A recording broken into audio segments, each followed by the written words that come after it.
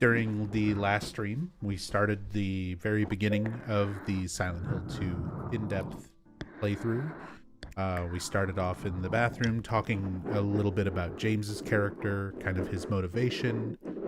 We spoiled the entire story, talking about Mary's body in the back seat, James's intentions for coming to the town, the delusion, and how his perception of reality has changed, his introduction into the town from that point, and his first encounters with the only other people in the town so far, Angela, Eddie, and Laura. Some of our very first interactions with each of these characters, but already kind of getting an idea of some of their background and some of the depth of their character just through these first couple of interactions.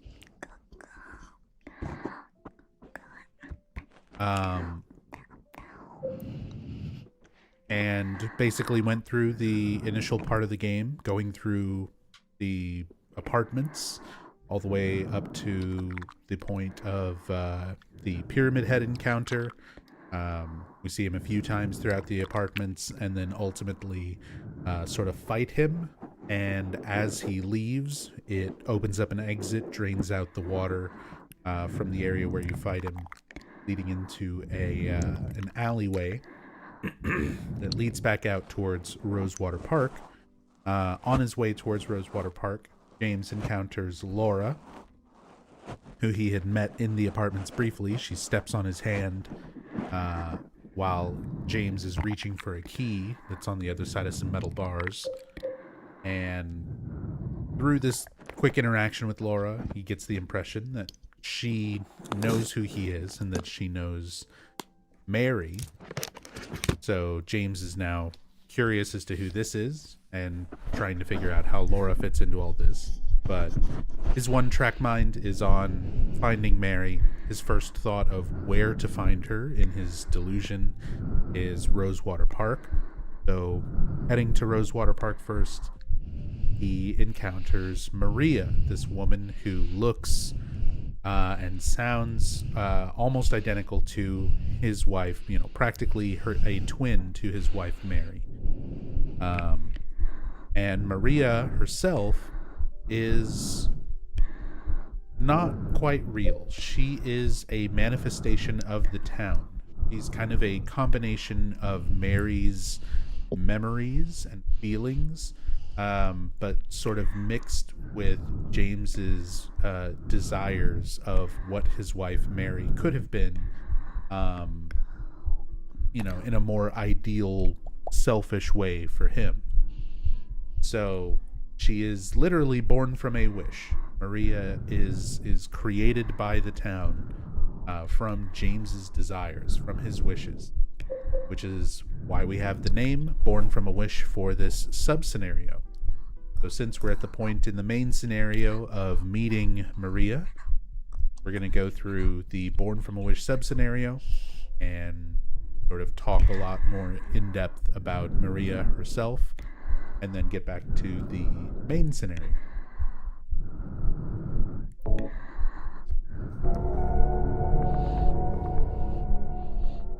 And it's funny because this is a fresh install, and because the current save file is not a completed save file, it gives you this warning. This additional scenario has been written as a supplement to the main game. We recommend that it be played only after completing the main game if you wish to play. So we can still play it, but it does recommend for first-time players. You probably would want to just finish the whole main scenario and then come back through and play this. But yeah, something that we don't often see, because usually it's not like a fresh install of this game the way it is now. So, yes. And we open When I woke up immediately with I Maria. was all alone. Everyone's gone. Is it because of those monsters? What do I do now?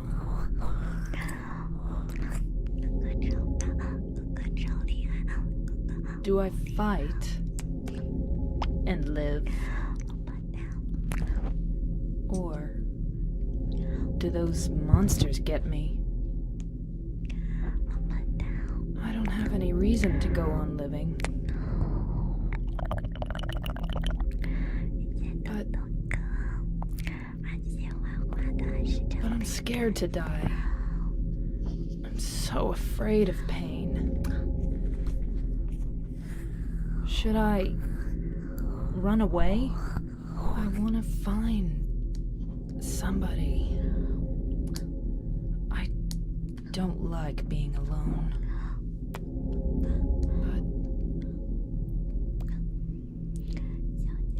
But is there anyone left alive?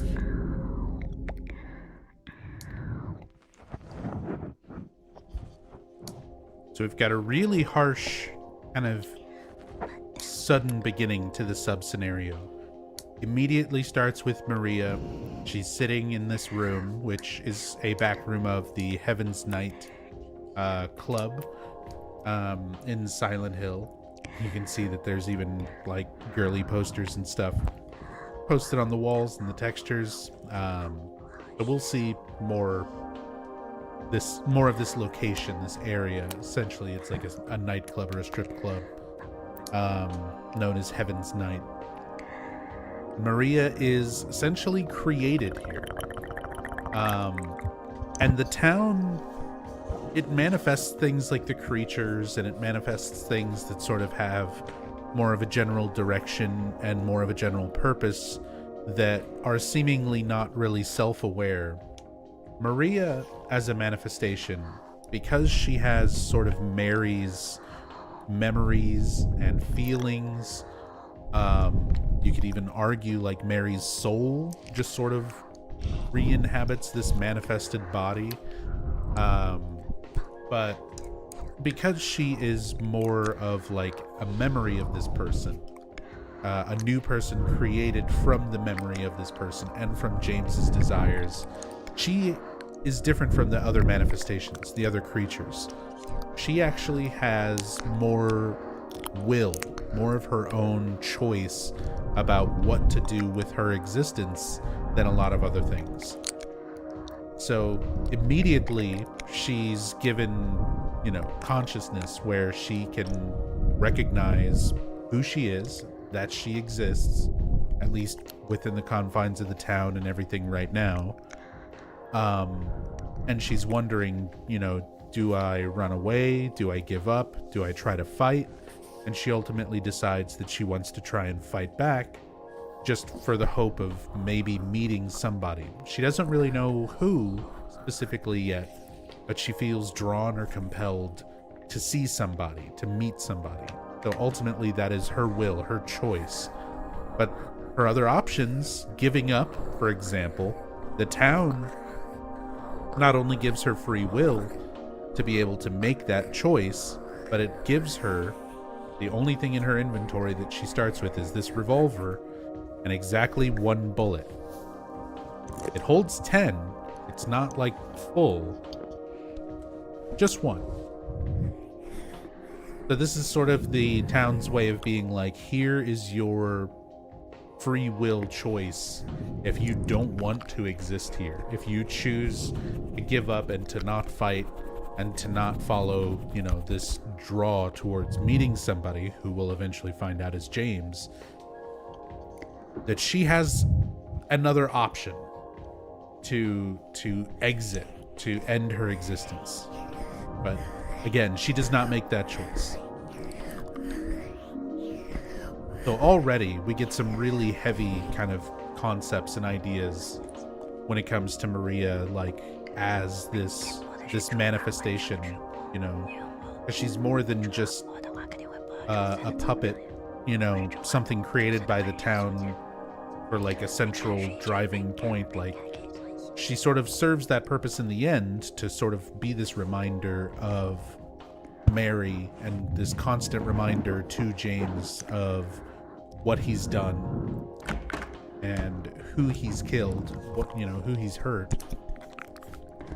But at the same time, she's kind of her own person, given her own choice, her own free will. A lot more so than any other manifestations that we really see. These are the alcohol bottles that when we come through as James, we'll be sure to stop and investigate them, because he gives quite a bit of insight into his character when you look at those. And come down here to the ground floor of Heaven's Night. This is the backdoor entrance that would lead into the alleyway that's right beside Heaven's Night. It's locked. Someone has stuck gum into the lock. I can't open it from this side. So eventually she does make her way back around and comes through this door with James, after revealing that she has the key, you know, on her.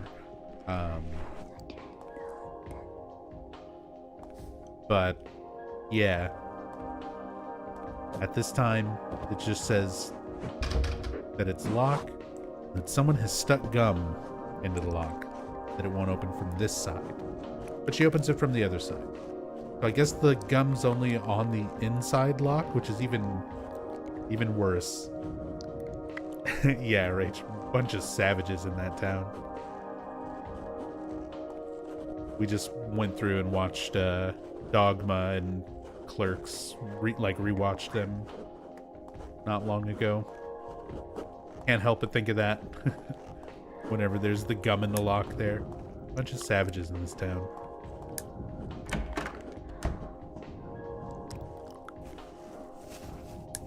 And here you can see the Heaven's Night. Got this little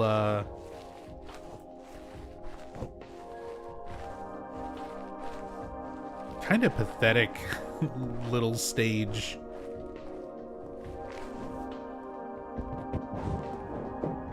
Not bad.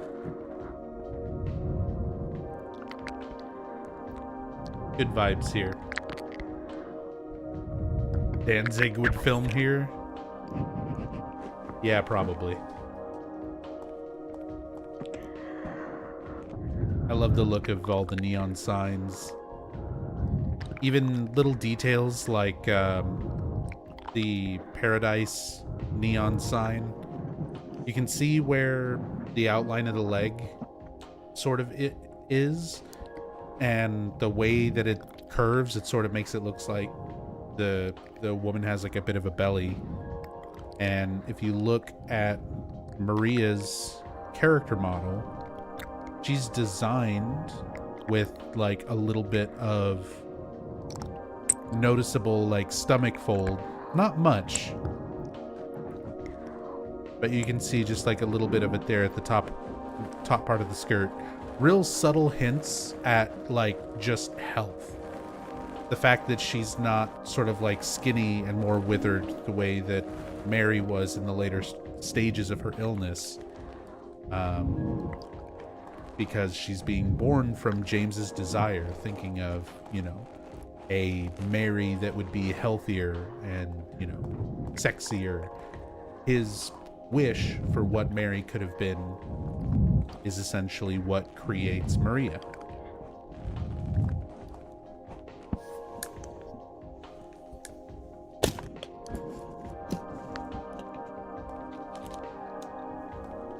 But yeah, just the lighting, the color schemes, things like that. This quality is amazing. What am I using exactly? Type !EE in chat. This is the enhanced edition mod for the PC version.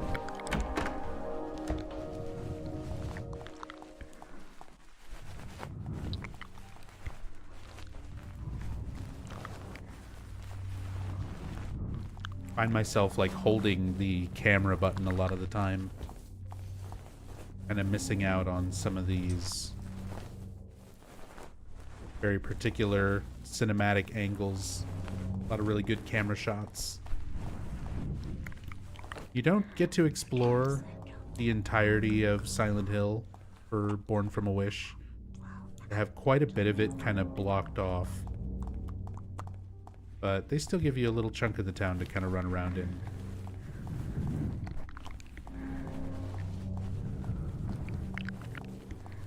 Can you do the Maria secret pole dance?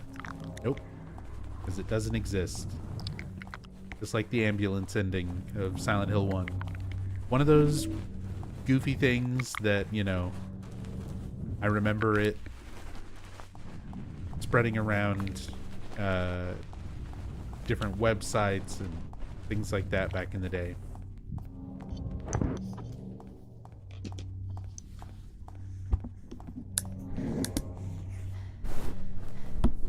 Here's Brookhaven Hospital. There's nothing for me to do here. No other comment from her on Brookhaven.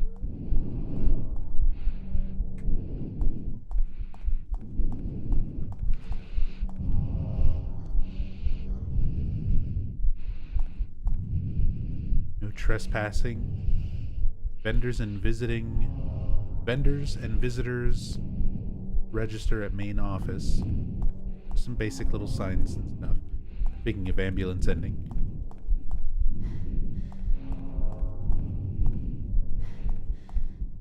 Kind of a low poly ambulance hanging out back there. Since it's just like a background thing, the textures are not as defined as a lot of other ones that you might come across. I almost never use this. The Chinese cleaver. Square-bladed knife, ugly but powerful and easy to use.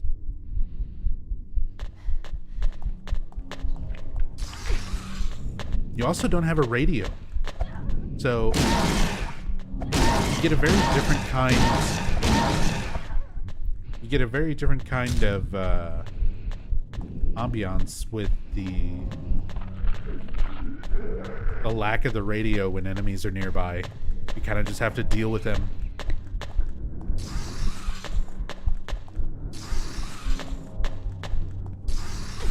Oh, really?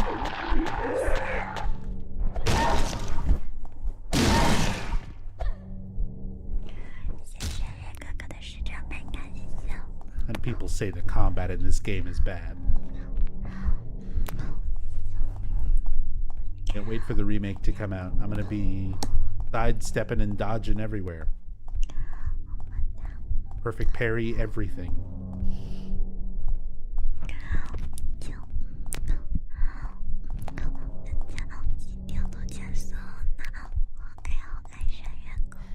Masaru Ito should make tweets about that stuff and tell people how to unlock them.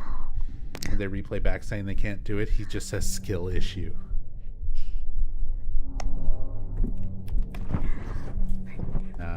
He's not that big of a troll.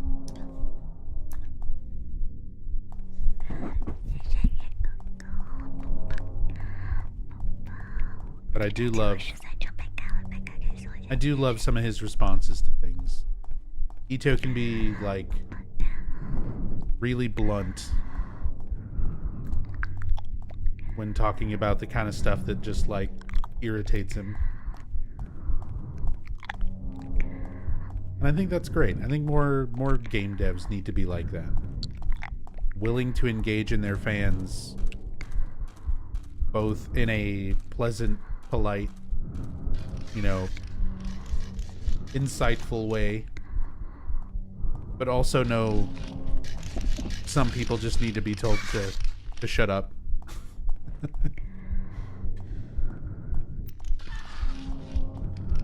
Because that's kind of how he is.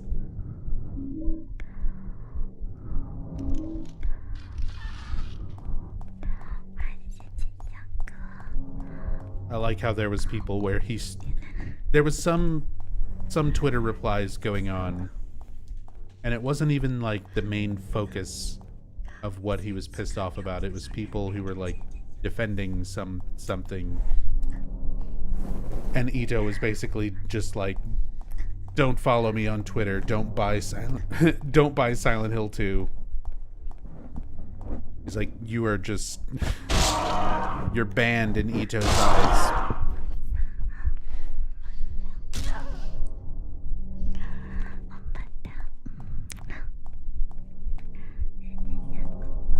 I don't know, I just find it really funny.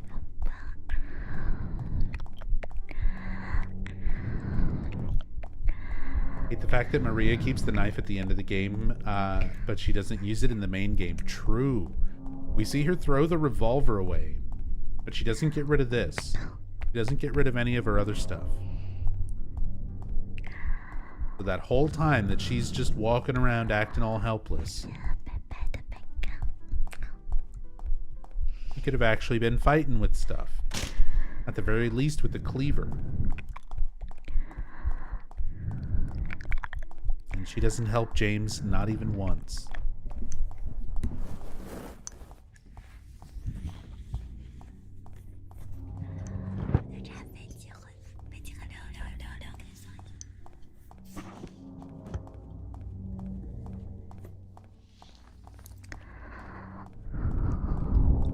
Maybe that's why they kind of changed that and rectified that for Silent Hill 4.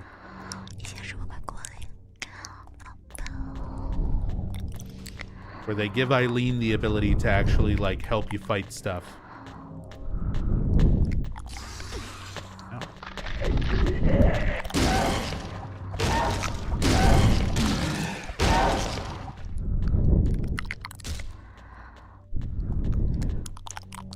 You know, the range on this thing kind of sucks, but I also kind of like the animation of it.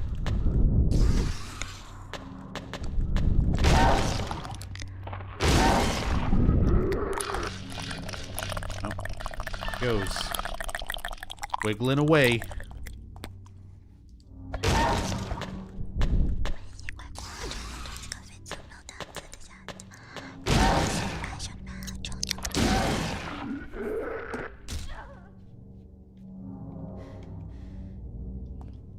Ito disagrees with the notion that the customer is always right. Oh, absolutely.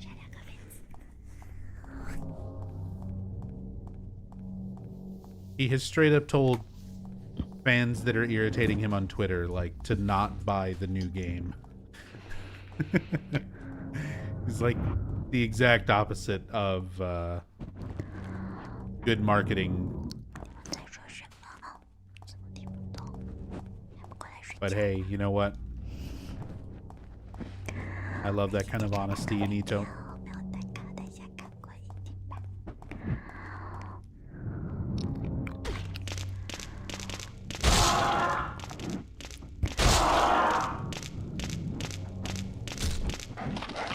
Never noticed how the lying figures have platform boots? Yeah, the way their feet are designed, they literally have like platforms. Are up there, because you can see the way the mannequins' feet are designed. You know, they're a lot more normal, a lot more just kind of like flat.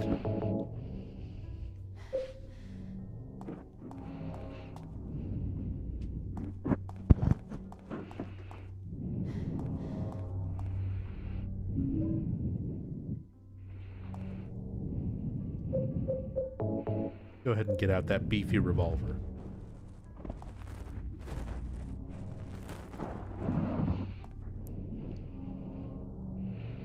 Gun in your hand. With a skull. The graffiti there. There's a gun in my hand now. Spooky. How did it know?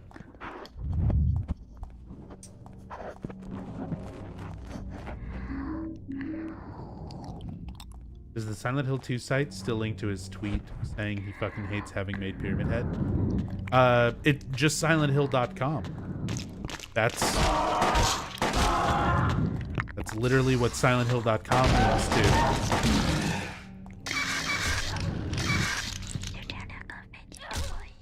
Because Konami didn't think to renew the URL of silenthill.com. Especially when they knew they were going to have, like, a whole bunch of new stuff in the way. Like, stuff being made.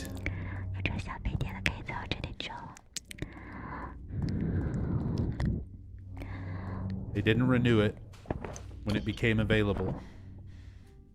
So, some legend bought it. They got the domain name when it went up for free. Or not for free, but when it went available, because it had been owned and just unused for a long time, and then it went up for sale, and it was something like 9,000. It was like almost 10,000 or something. And I remember jokingly talking at the time, being like, we should raise money and buy it. But somebody bought it, and they turned out to be a mischievous fan who changed it to just showing an image of that tweet from Ito saying, I wish I hadn't fucking designed Pyramid Head.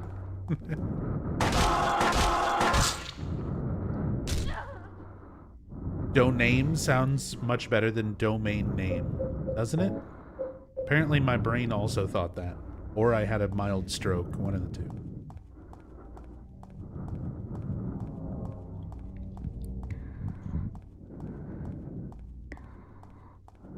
Absolute legend. Yeah, whoever did get SilentHill.com, I hope they're watching so that they can know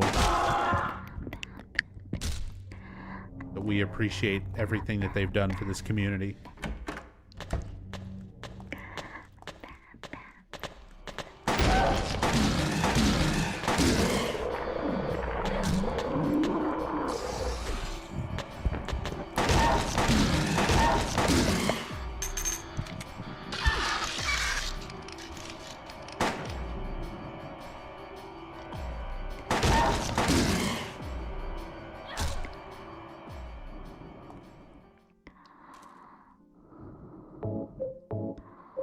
Even on normal, these lying figures, they can take some fucking revolver shots. It doesn't feel like it's any more effective than the regular handgun. Thoughts on the new remake? I hope it's good, but my expectations are low. Especially because I'm not a fan of basically any of Bloober Team's games. Dead. You can see some corpses very similar to what we see in the main scenario as James. These corpses that resemble James himself. And Maria, being a manifestation essentially created from James's mind, using Mary's thoughts and memories and feelings, but ultimately being created from James's mind, she is still encountering other aspects of James's mind. So the same things that James is seeing that are being manifested for him are being manifested for Maria. The same creatures, the same bodies, the same corpses. It makes sense in like a lore perspective. It also makes sense just in a programming efficiency thing, like development efficiency thing, not creating a whole new set of enemies for this sub scenario. It's a way to, you know, add content without having to model a bunch of new things, but from the standpoint of the story and what this character would most likely be experiencing, I feel like it's also accurate. She would still just be seeing the same things that James sees.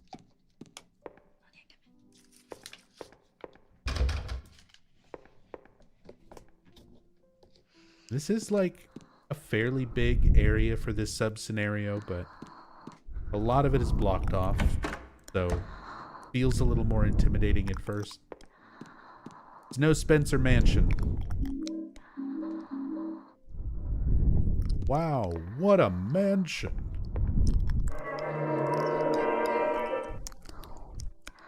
Make sure we do not save over our main scenario file so we can go back to that. Locked. The model of the Earth. We've got no use for that. Called a globe, weirdo. You absolute freak. Just a row of dishes, nothing to do with me. The fireplace is boarded off. Do not use is written on it.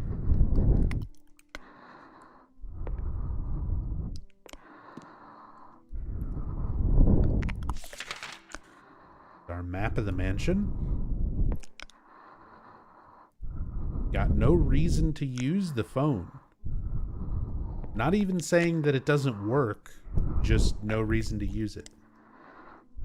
Still life painting. Display of decorative plates, nothing interesting.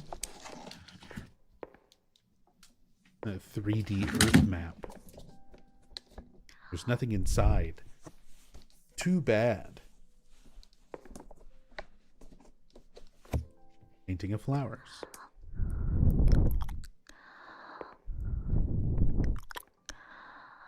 You can see there's like a picture of somebody's face there. The way the eyes are like shaded on that portrait on the desk, it almost looks like a Metal Gear Solid art. Like Vulcan Raven, you know? Vulcan.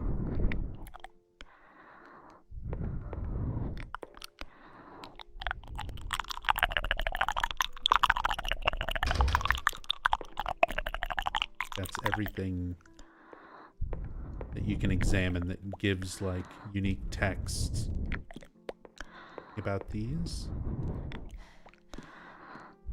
No.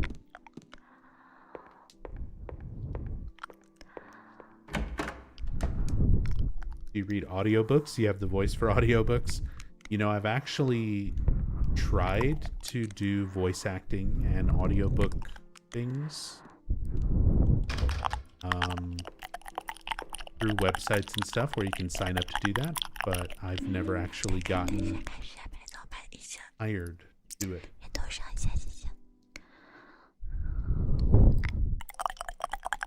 We can see a little bit of foreshadowing to this puzzle that we're going to be solving in a little bit.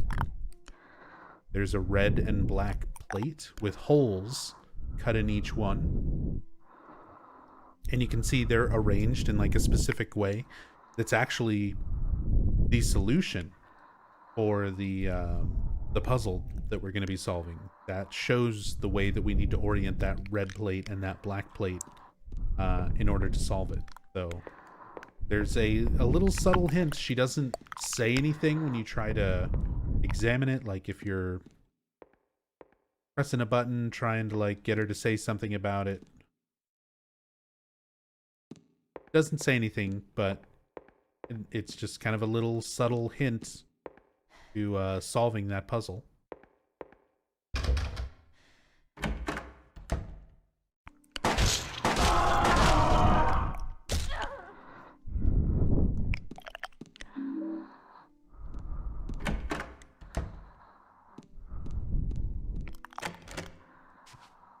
Door is locked.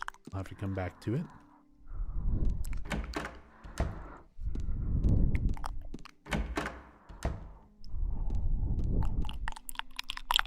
Here we get the only plate that was not shown in the picture in the staircase. The whiteboard. And each of these actually has a little bit more meaning to it. So once we get to the black and red one, we'll be able to see what those are. But for the whiteboard, white metal board with square holes punched into it, found in the second floor entrance hall. And if you examine it, it says, "When the white breath is found, I shall dedicate this thing. O spirit of the mist, grant us fortune eternal." It's written on the back. And a shape of a bottle is drawn onto this whiteboard. So this is representative of the white chrism, which is one of the items used in the rebirth ending of the main scenario for Silent Hill 2.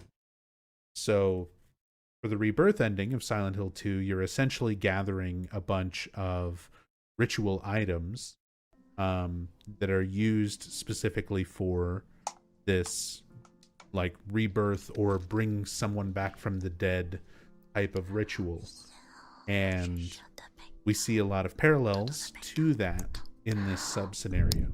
So it's kind of an interesting parallel, especially when you're familiar with the rebirth ending of the main game, where you're gathering white chrism, an obsidian goblet, a book of lost memories, which tells you sort of about the history of the town, and a crimson tome, which is specifically occult writing that kind of gives more of the instructions and definition of the ritual itself. So you're finding things to complete the ritual along with information about the ritual as you go through Silent Hill 2 and its main scenario. At least going for the rebirth ending, which we will not be doing on this playthrough just because it's a New Game Plus thing and this is a completely fresh install since I'm using my girlfriend's computer for the time being while mine is dead. So in the meantime, until I can replace it, I've had to move everything onto this new PC. That's why it's a fresh install and I can't show any New Game Plus content.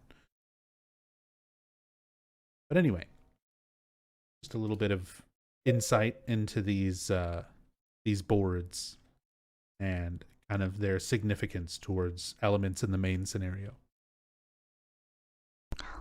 Now we have our introduction to the character Ernest Baldwin. Is somebody there? Open up.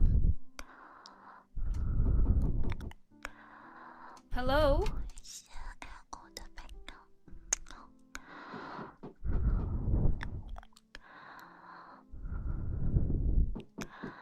Stop it. You're disturbing me.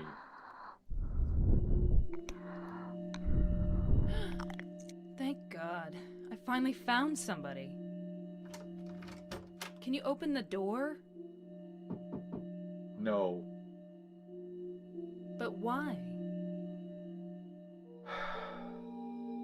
Is it really necessary for me to answer all your tedious questions?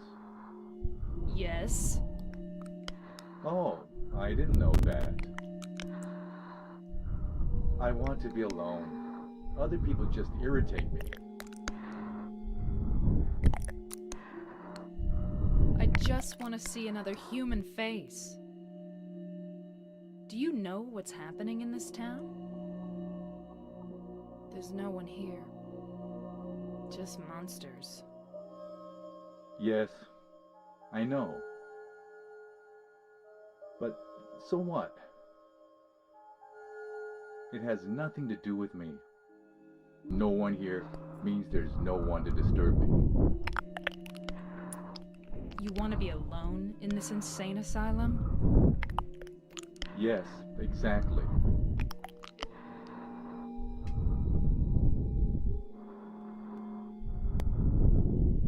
But how can you say that it's this town that's insane? Perhaps it's we who are insane. Both of us. Hopelessly insane. Are you satisfied? Would you leave me alone? My name is Maria. What's your name?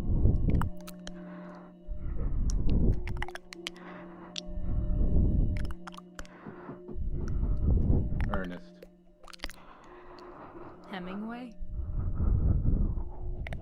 Baldwin. Ernest? I'll be back.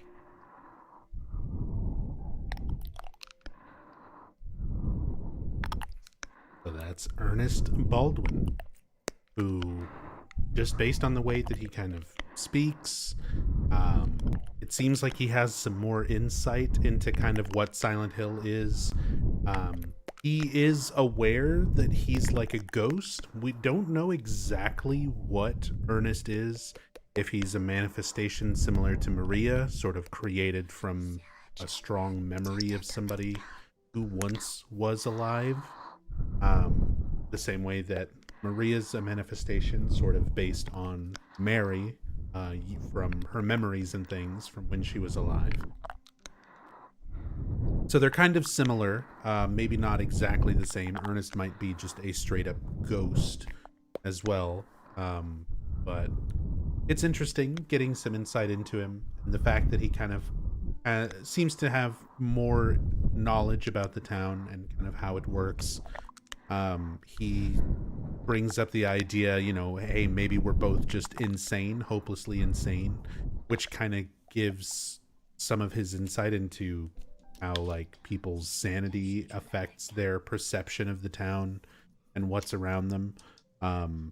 Almost like fourth wall breaking, in a sense. So it's interesting to see Maria talking with Ernest and sort of not only learning more through him, but sort of also focusing those questions back towards herself, like who she is and how she came to be and why she can interact with Ernest, knowing that he's a ghost, even though she doesn't really figure that out until a little bit later.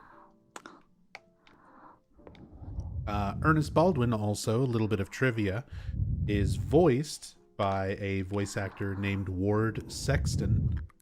And Ward Sexton is best known as the guy that says Resident Evil at the start of Resident Evil 1, the original Resident Evil 1, and the original Resident Evil 4. He's like the narrator and title Resident Evil name drop voice. So that voice that says that at the start of Resident Evil and Resident Evil 4 is this guy. That's Ward Sexton. That's Ernest Baldwin. So whenever you hear Ernest talking, you can kind of hear some of those similar tones. Obviously, he's doing a very different kind of tone when he does the Resident Evil title thing, but you can hear it a little bit. Here's another framed picture showing the red and black plates that we are yet to collect for that upcoming puzzle. Basically identical, almost identical, except for the way the holes are arranged as the white one that we've got. Ernest? Are you there? No. I guess not. So for the time being, Ernest is no longer responsive. So you start exploring, which inevitably will lead you to head back downstairs. You can hear this loud bang and footsteps, very light, like childlike small footsteps leading away. And that loud bang was the cover on the fireplace falling down. For some reason, there's a ladder in the fireplace leading up. Along the way, I can see something that looks like a hole.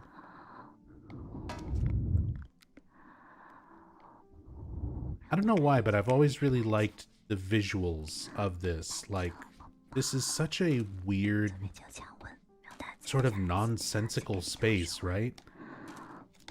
There's this ladder in the fireplace that leads up to this room that's just like completely overgrown in vegetation, just sitting up above their house, wherever this chimney leads to. It's even got all these little like lights and stuff stuck in. It's a neat little room. Indoor garden attic. And here we get our red board and our black board. So the whiteboard we looked at and read the inscription and its comparison to the white chrism. For the blackboard,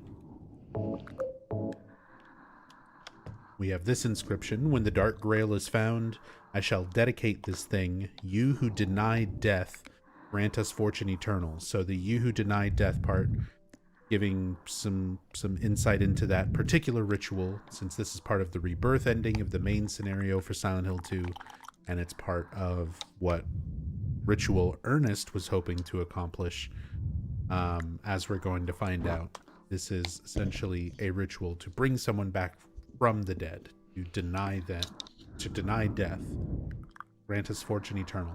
And the picture is supposed to display the obsidian goblet, which is one of the rebirth ending items for the main scenario. Then we have the red board, which shows a red book. When the crimson words are found, I shall dedicate this thing. O you gods, deep in slumber, grant us fortune eternal. So that is the crimson tome, which is basically just the ritual book that defines that resurrection ritual or rebirth ritual in better detail, along with like the words that you're supposed to repeat, everything like that. So when the crimson words are found, referencing that crimson tome, the gods deep in slumber, granting fortune eternal, performing a ritual for these ancient sleeping gods that they believe sort of exist, that the cult believes exists within the town. And for all intents and purposes, maybe they do. That's one of those kind of things left up to mystery when it comes to Silent Hill. Are these gods and things all like real and have always been here and are always manipulating things in this area? Or is it just the town's power making those gods real because that is what is in the minds of the cultists? And that's kind of what the town does in general. It just takes what's in people's minds and manifests it into reality. So if the cult has been here for a long time, believing in all of these gods, that's essentially where they kind of come from. But anyway, that's where their belief structure comes from. That's why they have rebirth rituals and these specific items that are used for the rebirth ritual.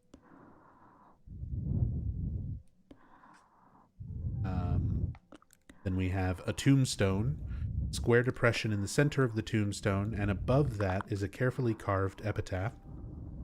Along with you died joy. All that remains is despair and a future of meaningless tomorrows. But I will never give up. One, to see your beautiful smile again. One, to beg the blessings of the gods. I wait for that day. When the boards cover all sadness too will be covered, but until my dreams return to reality, I will have to swallow all the pain. There's a key firmly embedded in the stone beneath the depression. No matter how I try, I can't pull it out. So now we kind of start piecing together some more elements of Ernest Baldwin's backstory, kind of what happened to him, what happened in his life. So along with you died joy. So somebody in, who was close to Ernest died. And along with that person dying, his joy also died. All that remains is despair and a future of meaningless tomorrows. So he had essentially given up on life. But I will never give up. One, to see your beautiful smile again. One, to beg the blessings of the gods. I wait for that day. So he doesn't want to give up even after death, implying that he wants this, rebirth ritual to happen. He wants to bring this person back from the dead so that he can see their beautiful smile again and beg the blessings of the gods for that to happen. When the boards cover all sadness too will be covered, but until my dreams return to reality, I will have to swallow all the pain. So we're using these 3 boards and arranging them in such a way so that they cover completely all of this square depression, which literally represents Baldwin's depression. Like, his sadness will also be covered.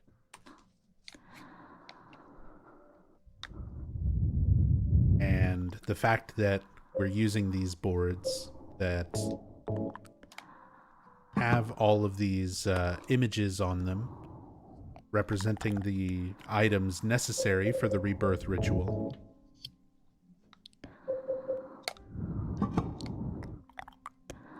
is definitely not a coincidence.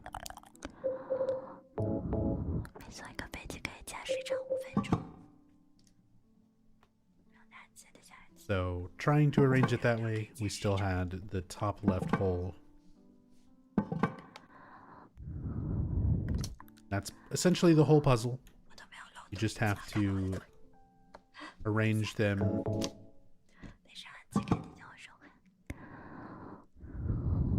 so that everything is covered. You can either do this you can brute force it and just keep trying combinations until you find something that works. It's been a while. I thought there was like a relatively simple way to remember it from when I was learning to speedrun this, but I have not run specifically Born from a Wish in a while.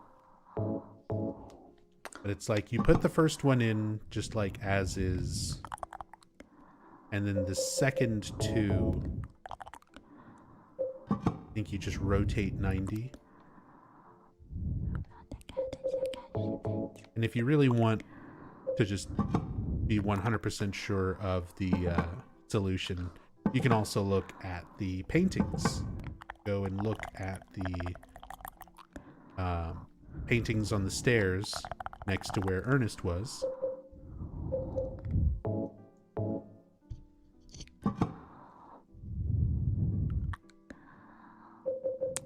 And it shows exactly how to arrange them.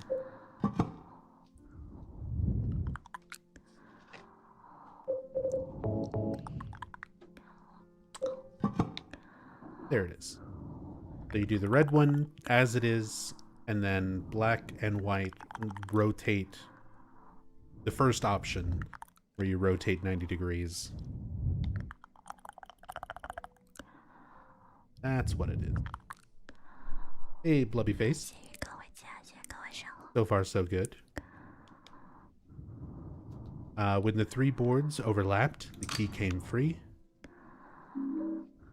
Get the acacia key. Engraved with an acacia flower, found embedded in a stone slab. And there is some significance to that particular plant.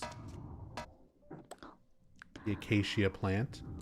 And luckily enough, the game actually does explain it directly. Sort of the symbolism of the acacia, what it represents.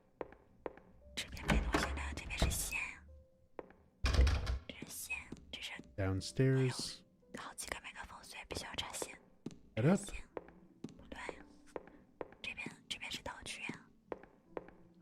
So now, Ernest, are you there? No, I guess not. Ernest is still gone.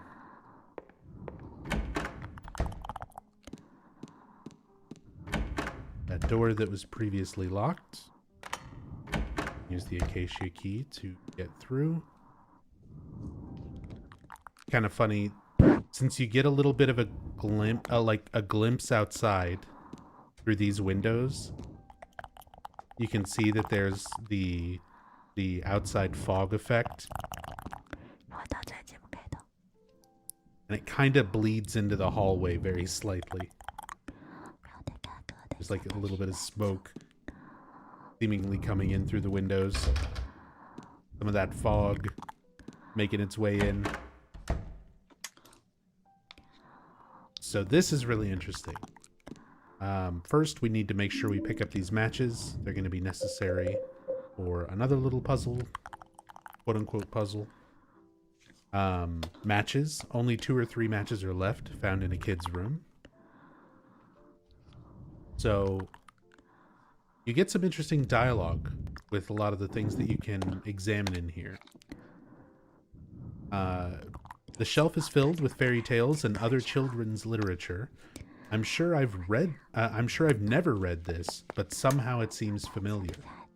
So Maria is essentially looking at things that she knows that she herself has never read, but that she's most likely read as Mary, that she has memories of these books and these stories from Mary. This is where we're definitively getting the idea that Maria is essentially made using Mary's memories from her life when she was alive. So books and things that Mary would have been familiar with, Maria is familiar with, even though she recognizes that she hasn't, read them during her existence. Small bed for a child. The doll is sitting on the chair. Now that I look closer, it's filthy. Whoever lived here must have really loved this thing. Like that we get, the insight. She's not just looking at it as, this filthy doll. She's taking into consideration that, it's gross because a child probably had it and held it and, played with it, and it's well loved. It's well used. Now here is, the most definitive information that we get. Stuffed animals line the top of the shelf. Nothing very interesting. Oh, is this a teddy bear? It's not very well made, but it's sort of cute anyway. I bet Laura would love it. She loves bears. And we even see Laura in the main scenario. We find her in Brookhaven Hospital playing with little toy bears. And then she kind of catches herself. Laura. Who am I talking about? So she remembers Laura. She knows who Laura is. She has Mary's, memories from when she was alive, when she was in the hospital, and when Laura was one of the only people that, she would see from day to day. Was one of her only friends, and, eventually came to love Laura essentially like a daughter, saying, that she would adopt her if given the opportunity, if she had gotten better, if things hadn't been the way that they were. This is not Regulus, a dream. What's happening to this place? Regulus, thank you so much for the raid. Much appreciated. Thank you. Hope you're doing well. But yeah, I love that we get that little bit of dialogue, just referring to Laura and Maria having this thing that sort of triggers a memory of Laura, and then catching herself. Like, wait, why? Who is Laura? Why do I know that? And once you get that dialogue, it doesn't come up again. If you examine the stuffed animals, all you get is stuffed animals are lined up, and that's it.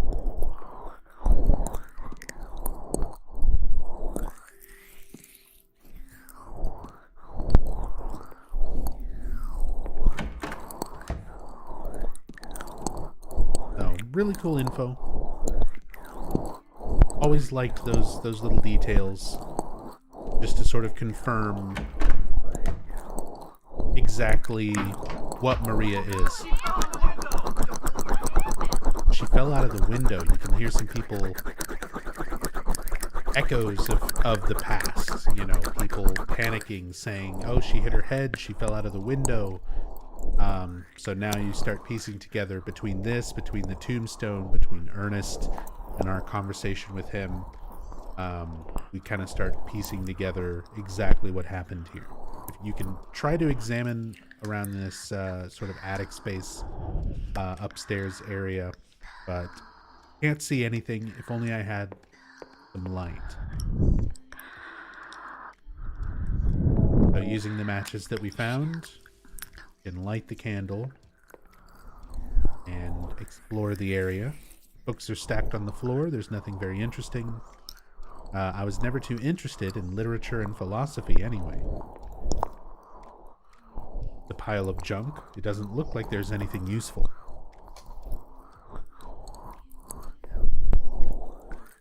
It's kind of funny that you get, I was never interested in literature and philosophy, because that's something that it feels like Mary probably would have been more interested in. So it shows that on top of having Mary's memories, Maria still is her own sort of person. Even though she's not a real person, she still has her own will. She still has her own sort of thoughts and attitude and feelings about things, preferences. There's a wooden box here. There's nothing particularly unusual about it. Pile of junk. Doesn't look like there's anything useful.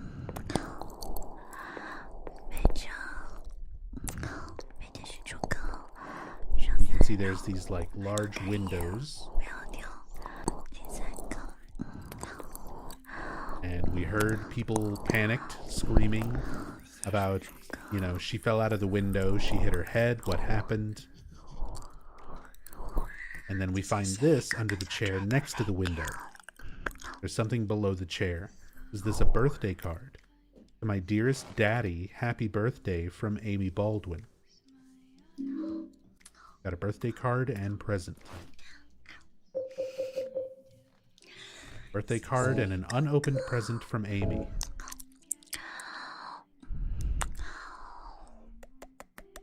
And we'll actually hear Amy's voice as we start to head back to give this to Ernest. Give it.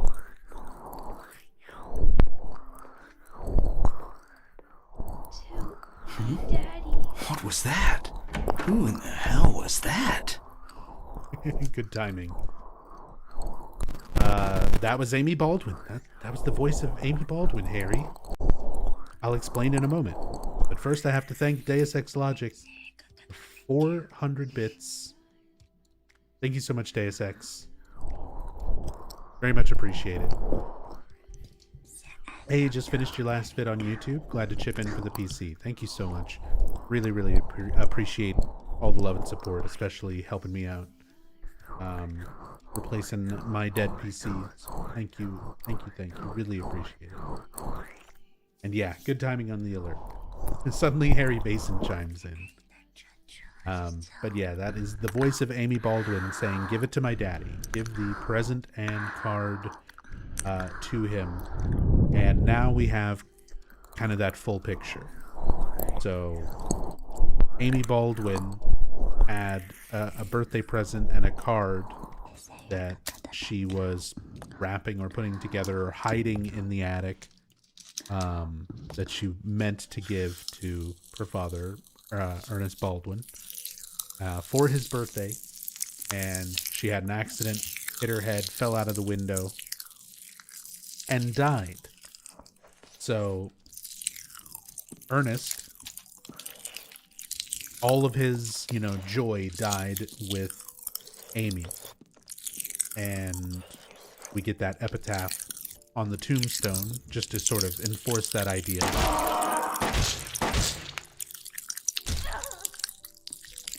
And Ernest, wanted to go through the effort of bringing her back from the dead, having her be reborn, and essentially trying to complete the same ritual that James hopes to complete in the rebirth ending.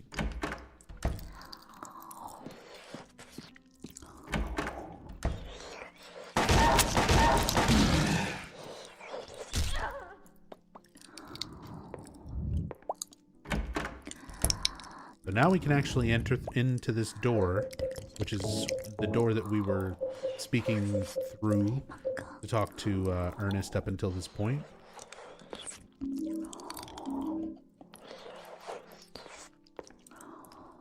There's a clock here. I guess it's broken. The needles aren't moving. And you can see a bit of the outside and fog area there. Fog effect just outside of the window. But here, we have a book that looks like a plant encyclopedia. So the acacia key that we found earlier, this book explains kind of the significance of that. Acacia, a genus of evergreen trees of the mimosa tribe of the pea family. Its tiny flowers are yellow or white and grow in clusters. Common varieties include the gum tree. The acacia tree is a potent symbol in many religions across the world. In Christianity, it represents eternal life and morality, so that element of eternal life. And in ancient Egypt, it represented purity and rebirth, very specifically there, rebirth. The fact that, it also ties into this idea of being reborn and of rebirth and of eternal life The same as this, ritual that involves the obsidian goblet, the white prism, the crimson tome, all of these other elements. While in ancient Babylonia, it was thought of as the tree of the goddess Ishtar and was a symbol of life. It was also a holy tree to the ancient Jews who built the sacred Ark of the Covenant from it, and for whom it signified a peaceful death and a release from grief. So there's a few different layers to that, like different ways that it interprets it and the way that it explains the acacia's significance in different religions, but how there's kind of this common theme of life, eternal life, rebirth. Very, very, symbolic of Mary dying and essentially being reborn as this manifested new form of Maria.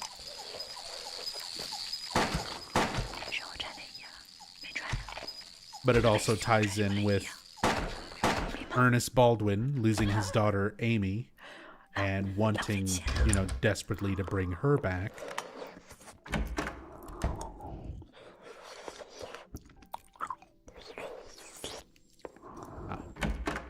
Unlocks and opens back here.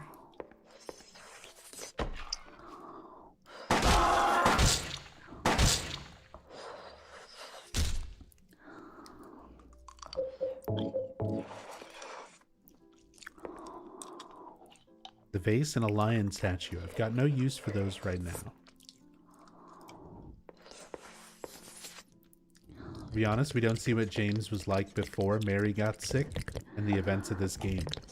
True, we really don't know what kind of person James was before everything, kind of taking place. We know how it affected him. We see kind of like the aftermath of it, the type of person that he becomes.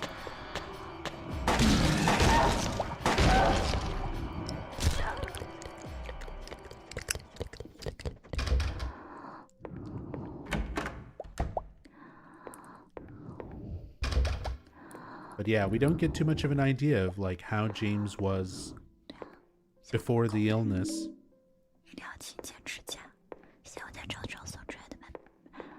The okayest video game character. There's a mop and bucket here. I don't really feel like cleaning anyway. Not even our house. Not what we're here for. Nothing here I can use now.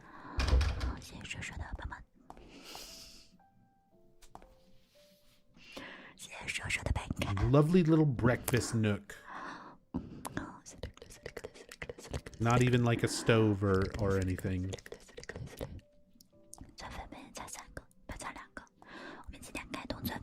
There's some boxes of butter cake.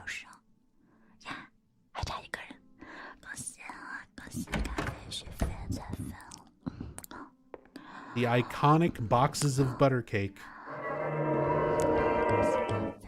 They really must be iconic, everybody's favorite, because they show up as a as an item or a thing in Silent Hill Book of Memories.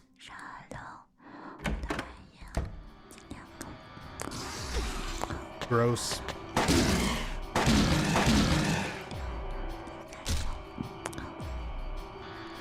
Getting spewed on.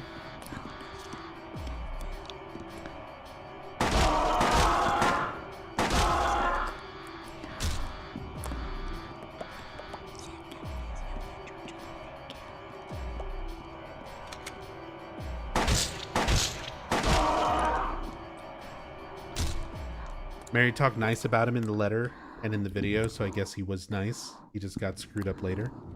I mean, we get little hints and impressions of that, like how she says, he's sort of surly and he doesn't laugh much, but underneath he's a really sweet person. But is that what he was like after the illness, or is that, how Mary remembers him being after she got sick? There's a clock here, but it looks like it's not running anymore. This won't do me any good. There are books on the desk. None of it looks very interesting. The bookshelf is lined with complete editions of difficult-looking What was books. that? Who in the hell was that?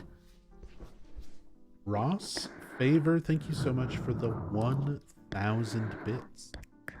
That's very kind of you. Thank you so much. That's a lot of bits. Thank you, thank you. Lost memories.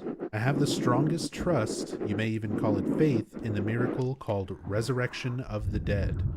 So this is from Ernest himself, you know, that he has faith in this miracle, in this ritual,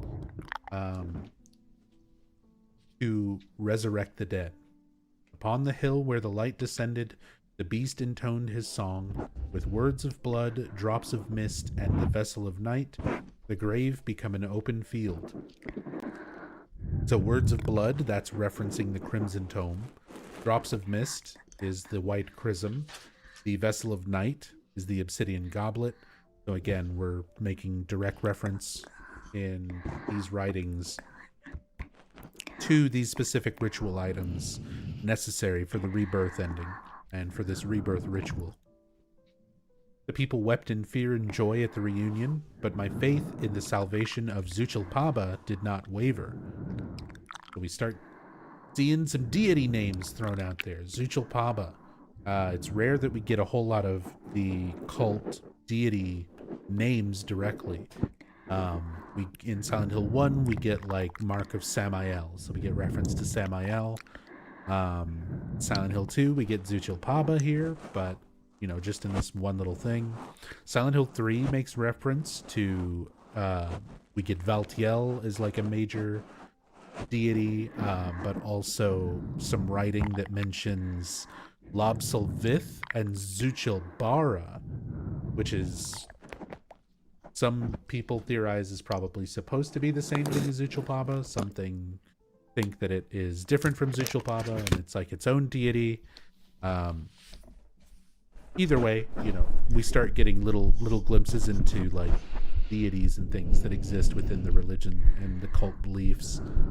And just as like a little bit of trivia on development, Hiroyuki Owaku and some of the other developers have mentioned in interviews that they pull from real world things to come up with a lot of their stuff for their occult beliefs. And when they were putting together all these sort of ideas for deities, they were looking at like Aztec and Mayan names to come up with for some of their deities, which is where they got Zuchilpaba. But it wasn't supposed to be like named for a specific deity that exists in real life. They just wanted to sort of copy the naming structure and use similar, you know, syllables and, you know, similar spellings without using something directly. Sometimes they use things very directly to their real world counterparts, but sometimes they do stuff like this where they're just coming up with it based around spellings and pronunciations of real life things, but not actually using those directly. It is also spoken of in the ancient legends. The original worshippers did not believe that death was the end, but that it was simply the path by which the deceased returned to nature. They also believed the process was reversible. So, going into the original worshippers, you know, ancient legends, and for this, we don't know if they're going back as far as just cult members, or if they're going back to the beliefs of like the Native American tribes that settled the area that eventually became Silent Hill.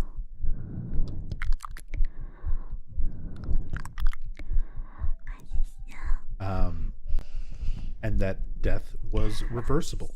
This religion and this specific ritual of rebirth has been around for such a long time. There's something imprinted towards the bottom of the page. Did Ernest write this? What could it mean? Blood equals red, mist equals white, night equals black.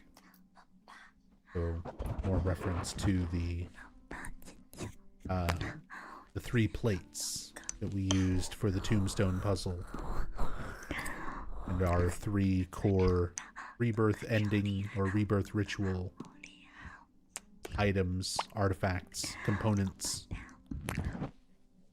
whatever you want to call them.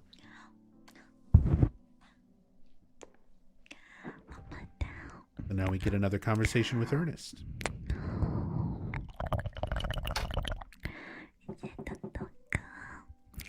Do you know a little girl named Amy? Why do you ask me that? This letter. To my dearest daddy. It's from a girl named Amy Baldwin. Your daddy?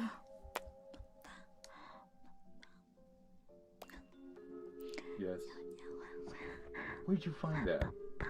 Up in the attic. Oh. What a fool.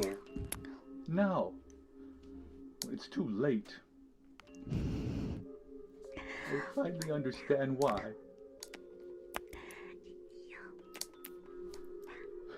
Why she was there.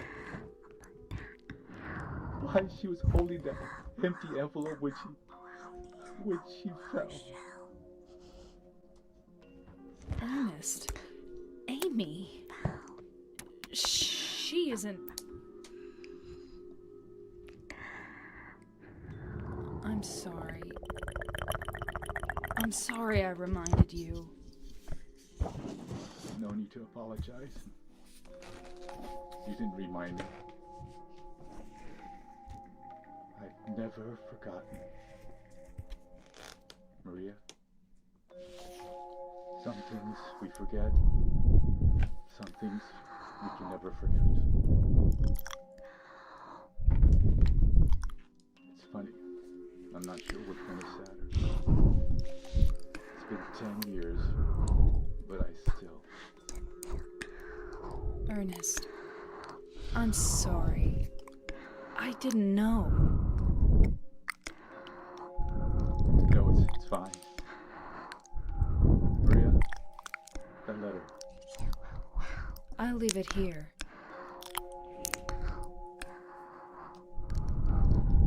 Thanks.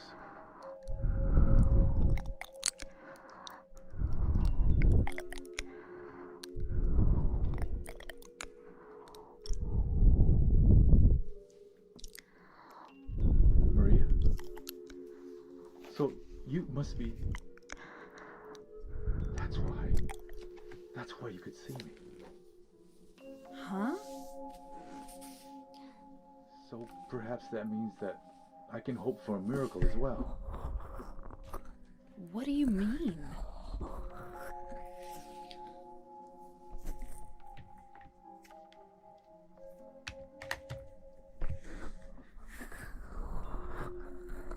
In the apartment next door, there's a bottle containing a white liquid. I don't know exactly where it is, but I know it's in there somewhere. I must have it. You... want me to get it for you? Please. Why don't you just get it yourself?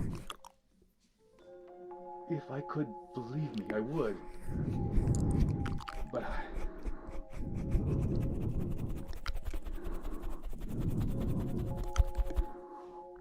White? I'll open the stairway door. Ernest, do you really believe it will work? I don't know.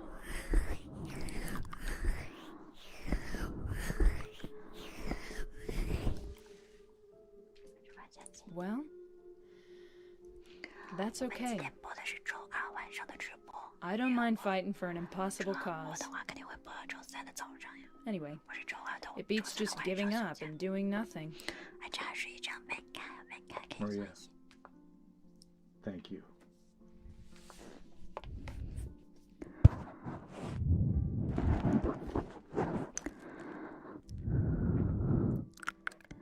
so really great scene. Really nice dialogue between Ernest, between Maria.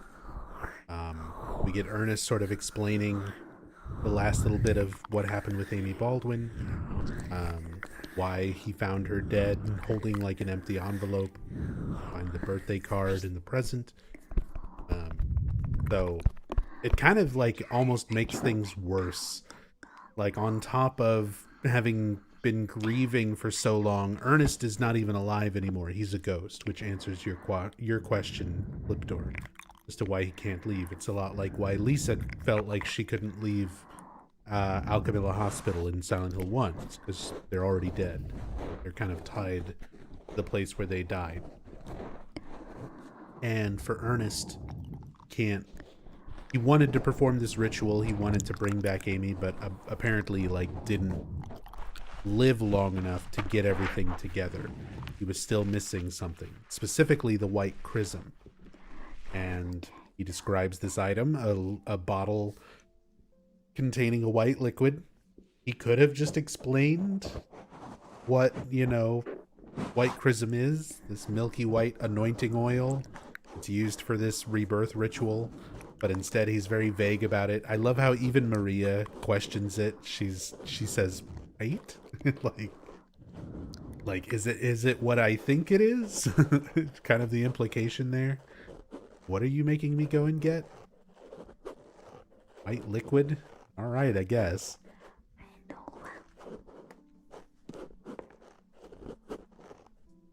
You think miracles really can happen? Let's talk to him again. This is Silent Hill. Oh, name drop. Yeah. Maybe that's the problem. Oh, Maria, you think too much. I'm from here. This is my town.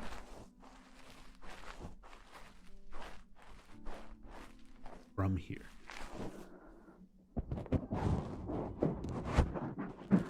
Yeah, I like that. Silent Hill. Not exactly miracles, but, some crazy stuff can still happen.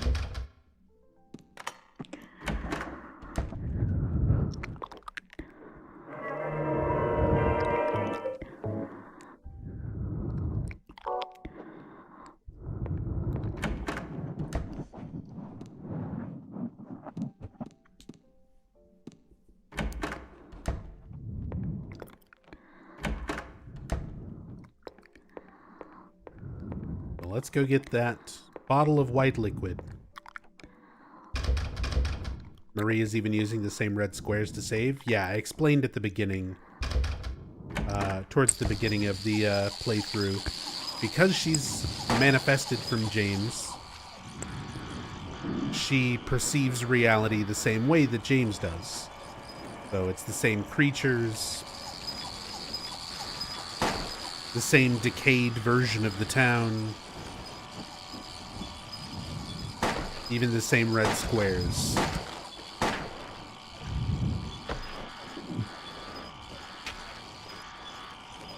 From a development standpoint, it's also easier to just reuse existing assets.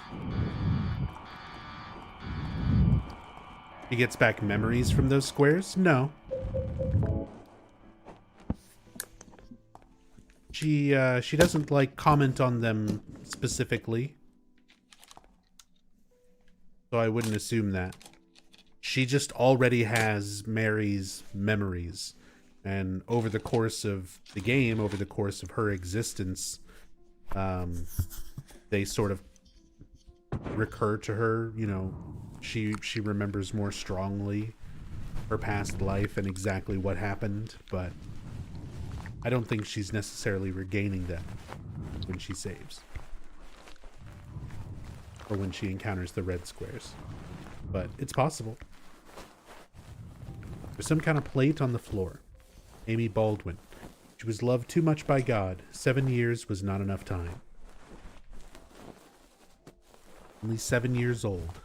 Just like Alessa, just like Cheryl.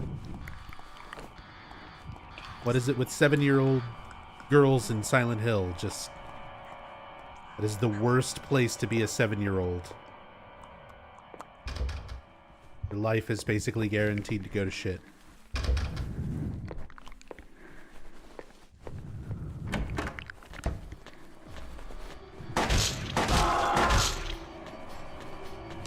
Keep out of Haunted Mansion. I love how from this side it looks a lot more run down. You've got all the graffiti on the outside of it. And people just refer to it as a haunted mansion. Again, if you wanted any more indication that Ernest is probably just kind of like a lingering spirit. Even the locals are like spray painting on the side of it, calling it a haunted mansion.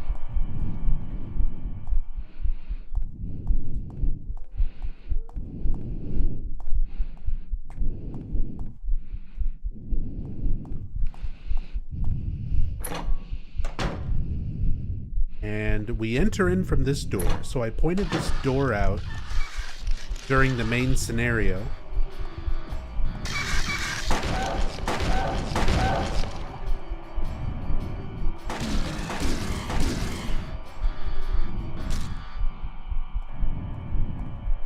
And they also respawn enemies whenever you come back out here. But it's not a whole lot of area that you really get to see. Just kind of this back alley, sort of back end of some of these buildings, the apartments, the rest of this little park area that's kind of fenced off. But this area with the dumpsters and everything, it's a very small thing. But in the main scenario, you're not able to open this door. Like, you can't come out here as James. Even though you can examine this door. Because now we're just inside the Blue Creek Apartments.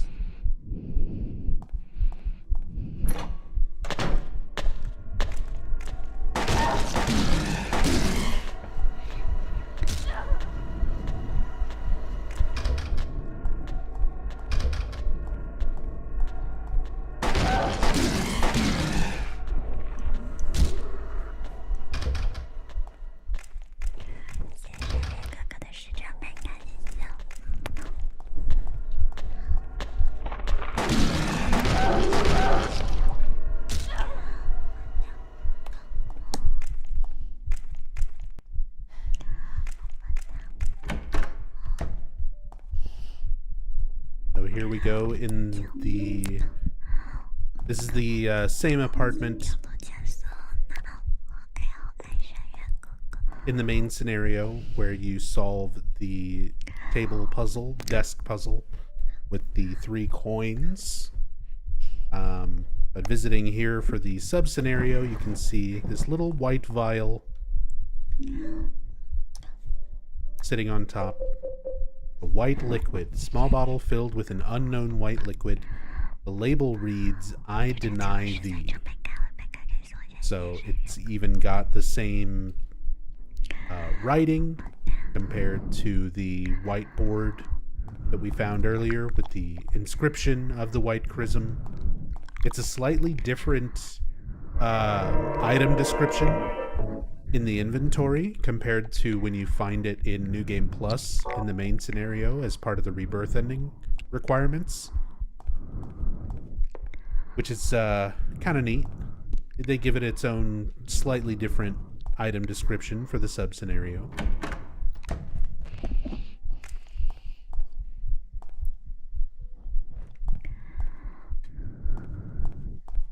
Let's take a look around. Doesn't really let you get to everywhere. You can even see some of these doors that normally would be open in the main scenario. They just say, "I can't open it." It's not locked, it's not jammed, but they kind of keep you from going in through certain areas.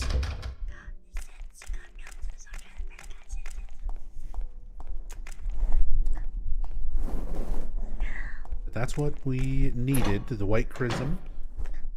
Let's go ahead and look upstairs, just because there's a few other things you can check. You can also even pick up the map. I love how the Blue Creek apartment map is still just laying here. Which means I guess there's 2 of them. You pick this one up as Maria, And then James at some point also comes through here and picks one up in the exact same spot.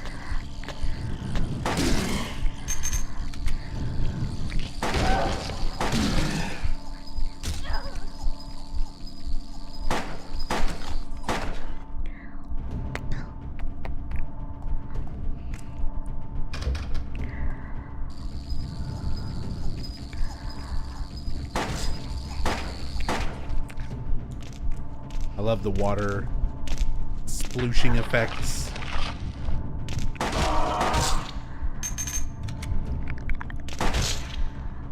Born from a Wish happens hours before James goes to Silent Hill. No. It's happening simultaneously. Like, as soon as James arrives in Silent Hill, Maria is created at that moment. She is brought into existence. So while James is still wandering down the path into town, talking with Angela, you know, encountering the first lying figure, Maria was waking up in Heaven's Night, going to the Baldwin Mansion, and, you know, going through all of this. Where's James right now? It's hard to tell exactly where he winds up. Essentially, Maria is just a little bit ahead of him. Like, I wouldn't be surprised if at this point, while Maria is here in the Blue Creek apartments, he's probably still just getting into the other apartments, the Woodside apartments.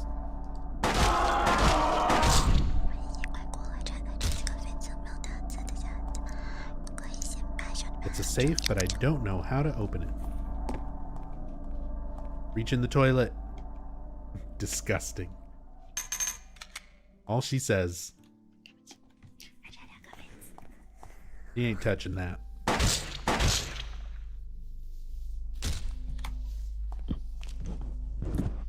I can see the apartment next door from the window. So she acknowledges that she can see it.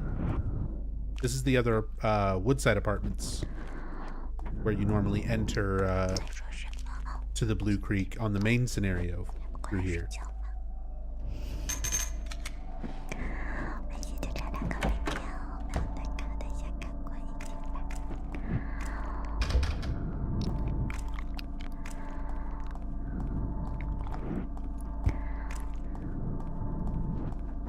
But yeah, Maria is, I think, just a little bit ahead of James. Because she's going to get through all of this and then make her way to meet James in Rosewater Park, which is where he goes immediately after leaving the apartments. Which is where we're going to pick up on the main scenario. Even this door is open. She can get into this little area where the first pyramid head fight occurs. There's no water or anything. We can come down here and look around a little bit.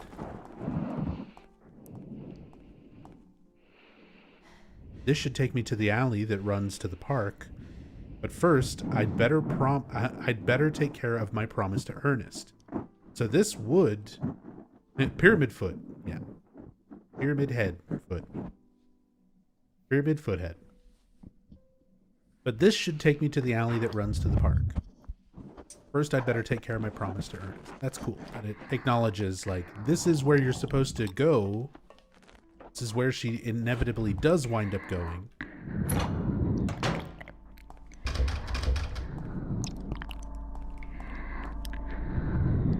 But we gotta go take the bottle of white stuff back to Ernest. The whole reason why we're here. Locked. There's a note stuck on the door. Dear Tim. So this is the same Dear Tim note for the Line House in the main scenario. For anyone who missed that during part 1 of the playthrough yesterday, there's a few interesting little references in this note. Dear Tim. Tim is a reference to Tim Robbins, who played the lead character in Jacob's Ladder, which was a very influential film to the developers when they were making Silent Hill, specifically Silent Hill 2 and 3. I left the house key with Uncle David. Uncle David is a reference to David Lynch, another filmmaker very influential to Team Silent. And then it explains where to find the key, and when you find the key, it is the Line house key, Lyne, which is how you spell the name of director Adrian Lyne, who directed the movie Jacob's Ladder. So all these little kind of film references.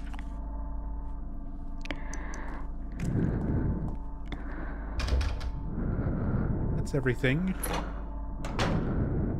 Let's get back to Ernest.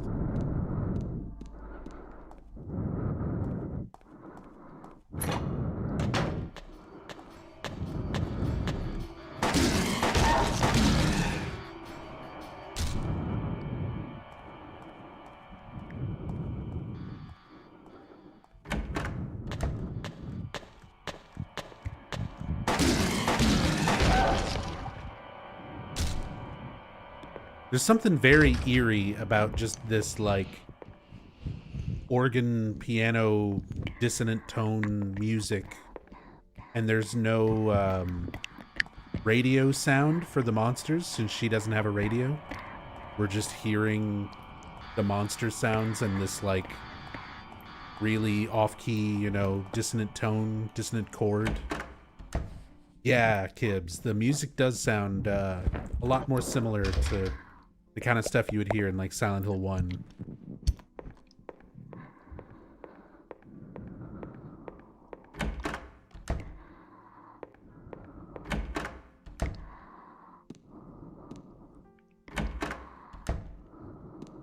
All right, here is your white chrism, good sir. Thank you, Maria. That's the only item I couldn't get myself. By the time I found out about it, I could no longer leave this house. So long. Yes, but Will... Maria, the gods are here. You know it too. You were born in this town. I'm not sure God is the right word.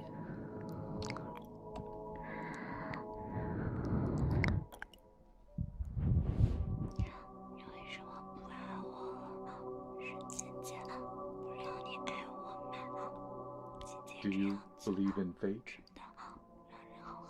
Not really. That's fine then. Ernest, can I open this? This is a dead end. There's nothing beyond here. I know. So, what if I had said I believed in fate? That James. He's a bad man.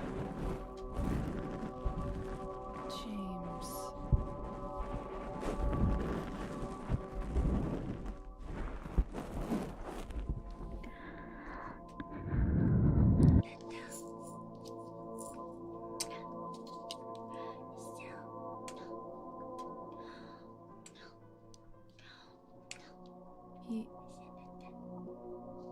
Yes.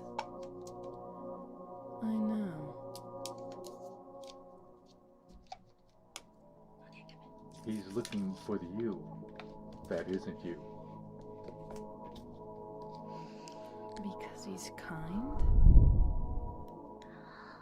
Do you know something? Yes. Maria, you're... Anyway, that's just what you think. You don't really know anything. That's fine. Okay.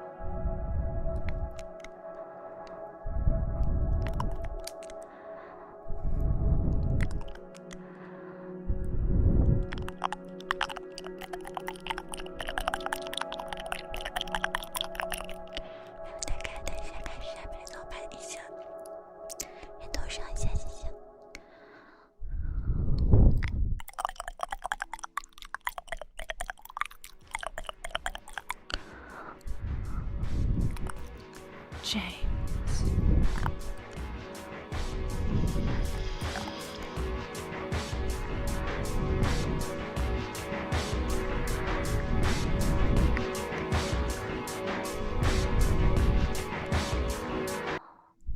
Mary?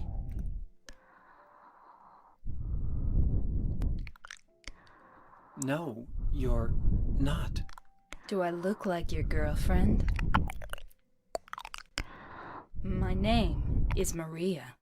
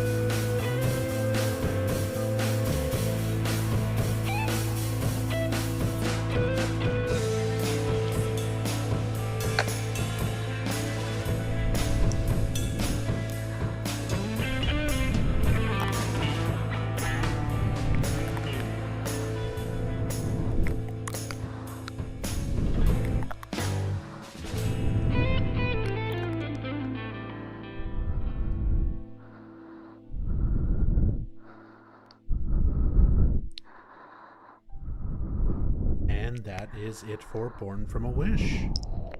So essentially what we have there is this aspect, of Maria, who's literally been born from a wish, born from James's desires for what his wife Mary, could have been, what he wanted her to be ideally, but still existing with Mary's thoughts and feelings and memories and all of these things that make her a really interesting character. Like, she's not a real person, but as a manifestation, she's not just sort of a mindless creation like one of the creatures, one of the monsters. It's very similar to Lisa in Silent Hill 1, where she gets to keep some aspects of humanity, even just being sort of a recreation and a manifestation of somebody who, didn't exist or isn't alive anymore in the case of Lisa.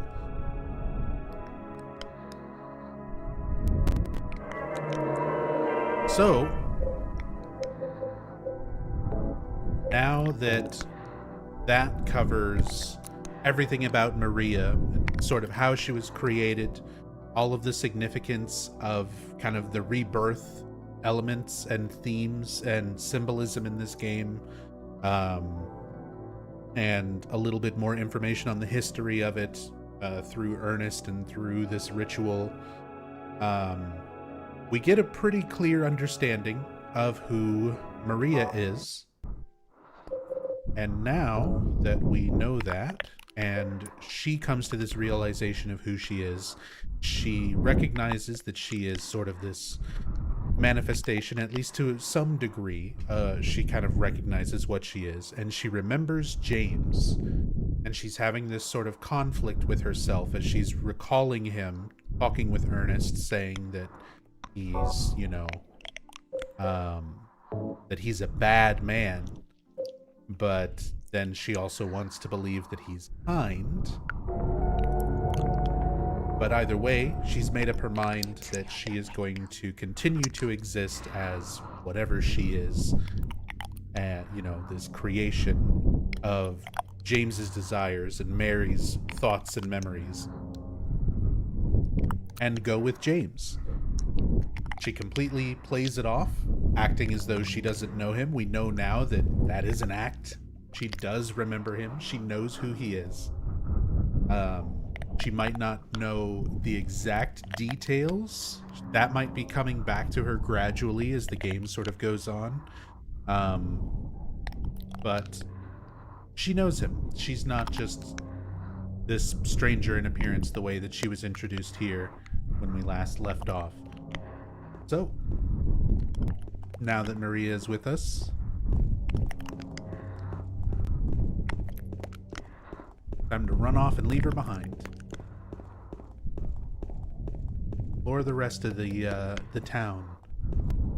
Because since we got through the apartments, we got through, we're currently in Rosewater Park. So there's a lot of new areas of the town that we have access to.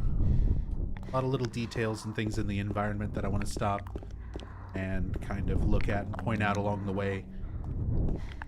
One thing about Silent Hill 2, one of the reasons why I kind of consider this my favorite Silent Hill game, aside from just it's really good writing, because I would argue, Silent Hill 3's writing and gameplay and visuals, sound and everything are absolutely amazing as well. One of the things I like about Silent Hill 2 is that it's mostly a standalone experience. You don't really have to play any other Silent Hill games to have like a good understanding and to be able to get a good understanding of Silent Hill 2. It's a really good, for the most part, like well self-contained story.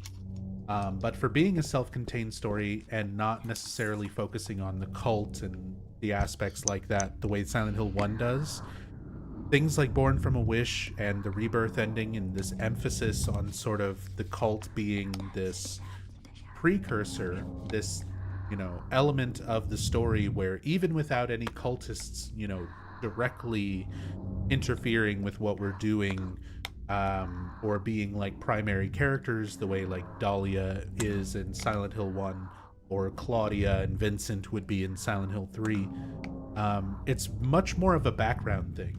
And you get little hints and pieces about, kind of the history and the cult itself. Stuff like this. Some more text that cannot be uncovered except through going in and digging in, looking at the game files. But the statue reads, "Victim of persecution by the Christians." And they specifically blank out that aspect, but that is what that says. Is victim of persecution by the Christians. Jennifer Carroll lived with pride and honor. What happened here shall never be forgotten. So think about that in those kind of terms. In this town of Silent Hill with its sort of mixed history as far as belief structures, you had kind of regular Christian believing or Catholic, early settlers, but then you also had people sort of early on creating what would eventually become the order, the cult, and their series of beliefs. And this person, Jennifer Carroll, was persecuted by the Christians. She was not a Christian. Why would they persecute this person? So the implication there is the idea that she would have been persecuted by the Christians of Silent Hill at the time for being a member of the cult, following this cult belief. So even though this is just sort of like a little bit of flavor text on a statue of a woman in a cloak hidden away in Rosewater Park, you still get these cool like implications of the cult history. Even if you don't play something like Silent Hill 1 before this to get a better idea of the cult and the order, this game does like a good job of giving you just enough, just a tiny little hint of it, in order to kind of put into perspective a lot of the strange things.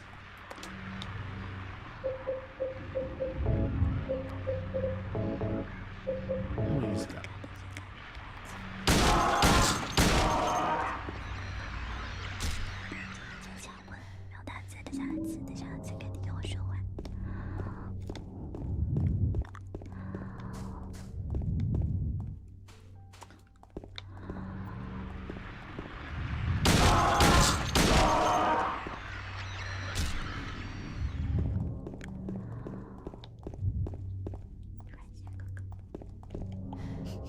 Fenced off areas that you can't really get to.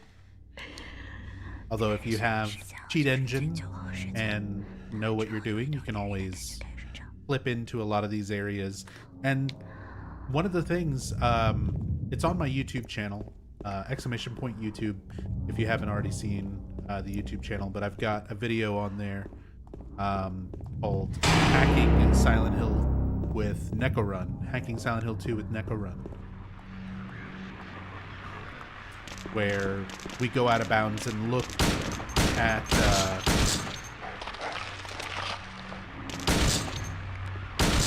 a lot of things. Yo, Captain Blad with the 69 months. Nice. Can we get a nice in chat? And if you're watching this later on YouTube, in the comments, can we get a nice for Captain Blad? 69 months of support. Tier 3 at that. Nice. Much love to you, Blad. Hope you're doing well tonight, sir. He can no longer sub. Yeah, that's the double edge. Now you can no longer sub. You have to end the streak.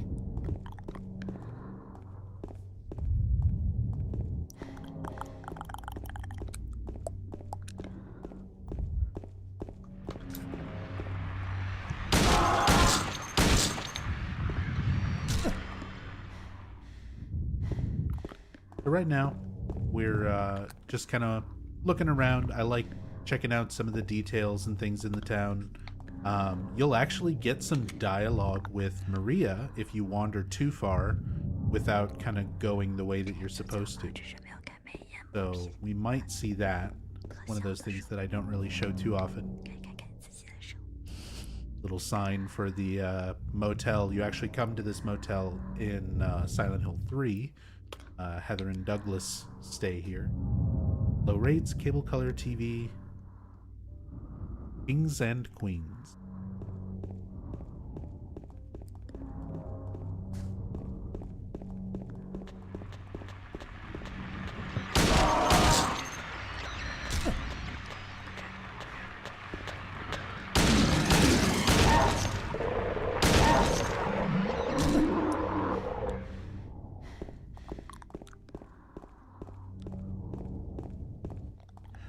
A lot of little residential areas here.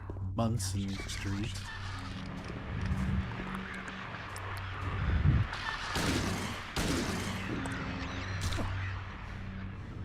The hotel was your special place, was it? Yeah, I kind of like, after playing through Born from a Wish, sort of getting the idea that Maria knows James and is still teasing him with shit like that. Vlad,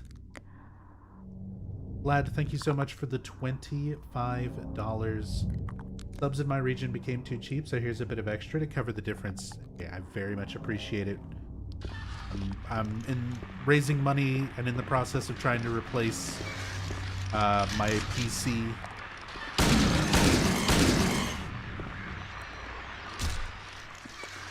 My PC actually like completely died last week, but that'll go towards the new PC fund.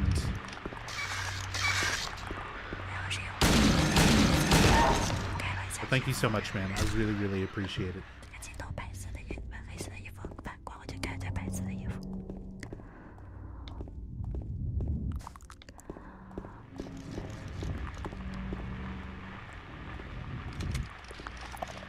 Some unique car models and stuff that you'll see wandering around too. Like, there's a lot of them that you tend to see repeat a lot, but I think this one's only in like one other spot. Like an old Bronco or something.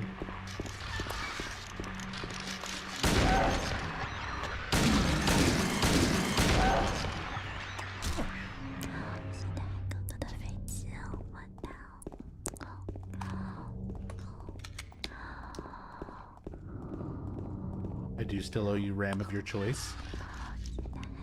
I mean, if you still want to cover that, that would be a huge help as well.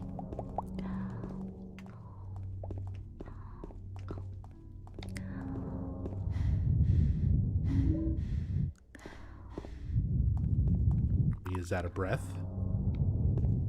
Fine now.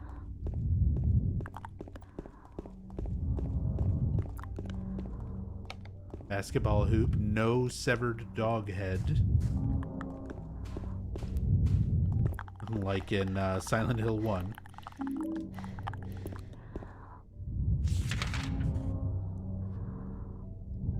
Cat Street.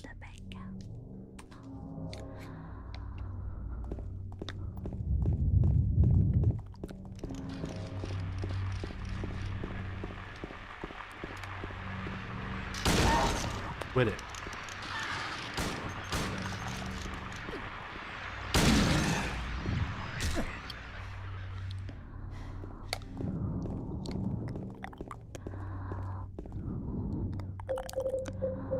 I am pretty much out of bullets. We found a bunch of healing stuff.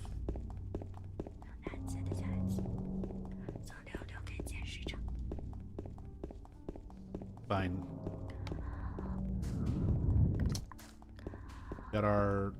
We got our beaten stick.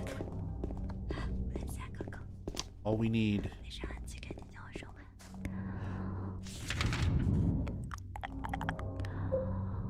The wooden plank with nails on one end. Not very powerful, but easy to use. Got nails in it.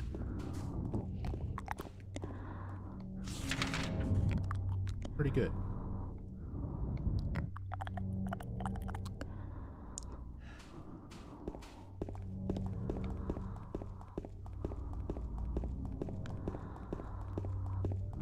I think that's pretty much everything that we can get over here.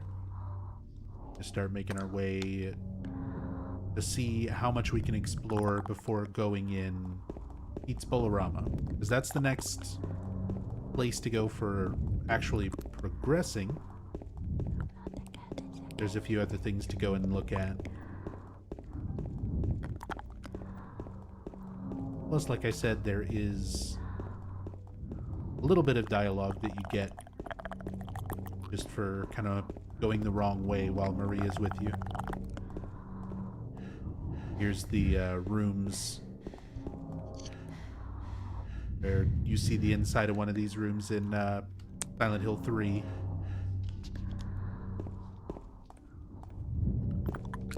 And Douglas and Heather make their way here.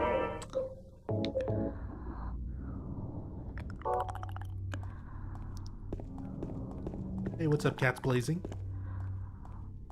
It'll be your birthday in a few hours? Well, happy, very slightly early birthday.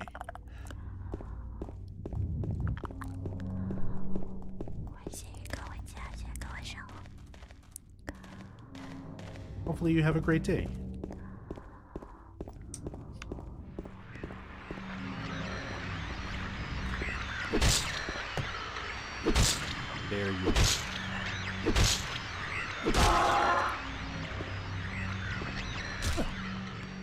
How dare you come over here and cause trouble? Cat's Blazing's birthday. All we're trying to do is look at dance company billboards. Classic ballet, jazz dance, aerobics.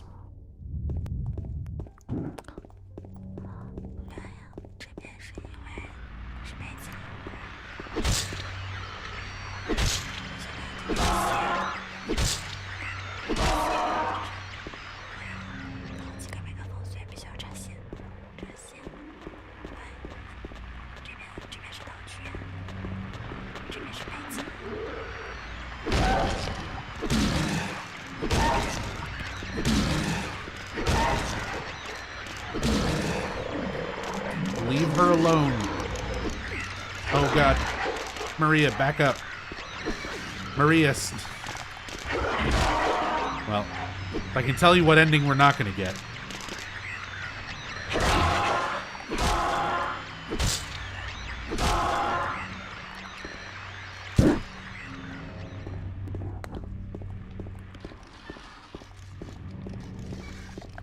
Having that final boss fight early. Yeah, we're probably not going to see the Maria ending on this playthrough. Say that.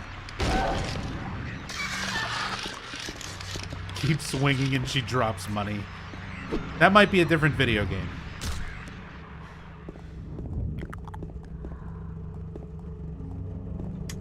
Wave open. The Texon gas station. I like how there's this one car just running.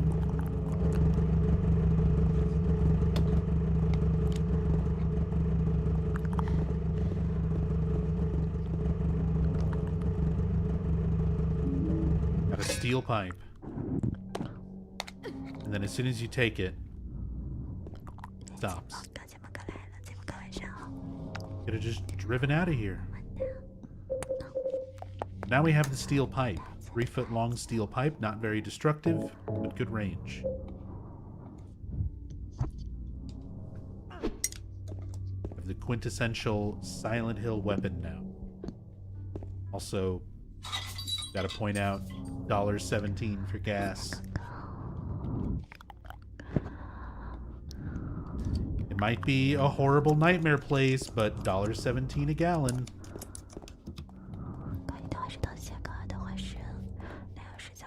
Might be worth living in Silent Hill.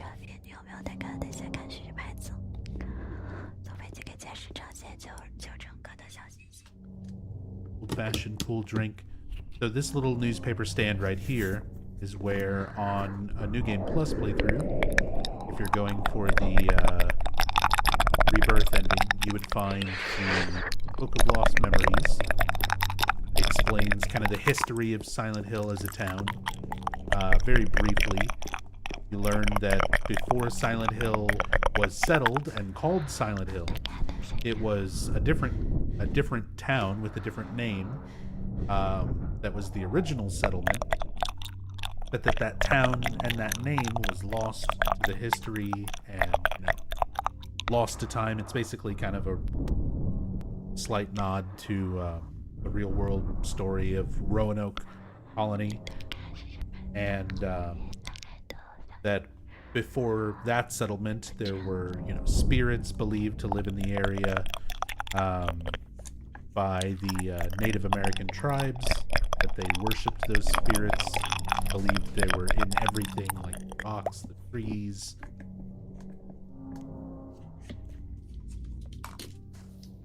Good bit of, actual history. Speaking of history, the Silent Hill Historical Society. The early days of Toluca. Stories of the Truth. Nathan Avenue. And all these pictures of Toluca Lake, like we see on this billboard, and even in this beginning of the game, when you're looking at from the observatory, the background of Toluca Lake is just a photo that's been edited and sort of moved around to kind of be a slightly, give the illusion of a three-dimensional background. Is a real place in Keswick, called, or I think people have told me it's pronounced Keswick, but it's spelled Keswick, called Derwentwater. So we see another one of those photos of Derwentwater, what they use for Lake Toluca. Wayward Sun, thank you so much for the 65 months. Very much appreciated. Thank you. Hope you're doing well tonight. Oh damn, 4 more months. A lot of people are at or around the sacred 69-month mark. Thank you so much, Wayward. Lakeside Amusement Park. Got a great billboard for this. Interestingly enough, because they didn't really have the ideas for Lakeside Amusement Park the way that it would be portrayed in Silent Hill 3 yet, you don't see any of the like iconic.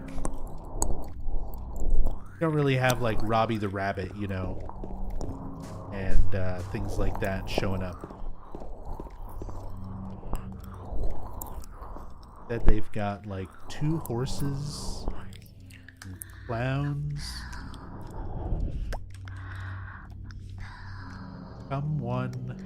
Wait, what does it say? Lakeside Amusement Park, and then there's text directly under it. Come on, funny, shiny night.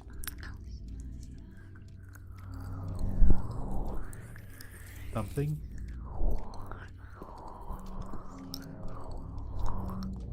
Come on, funny, shiny night. What is that last word?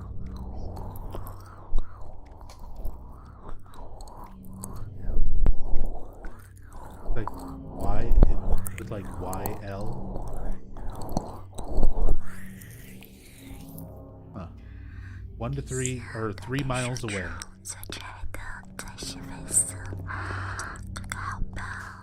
Luca Lake, keep the nature. You keep it. Yeah, I told you to keep it.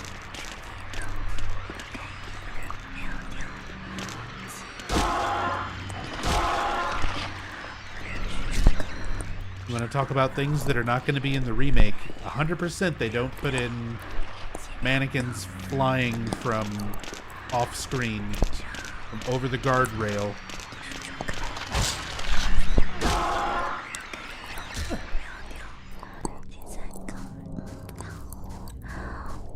No way that makes it into. Hey, your ad here.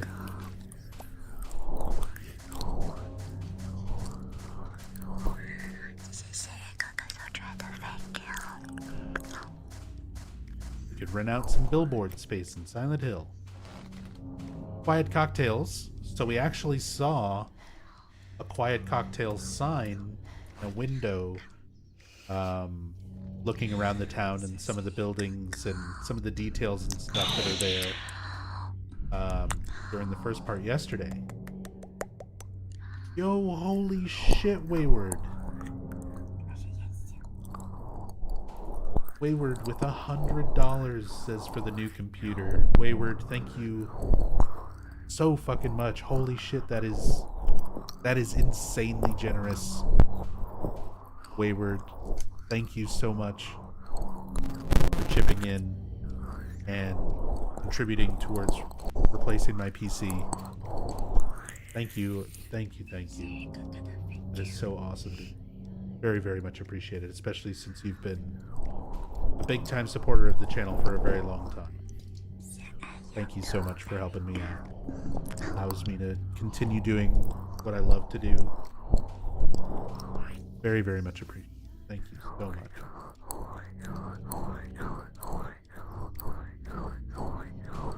I'm gonna need me a quiet cocktail, man. Thank you, Wayward.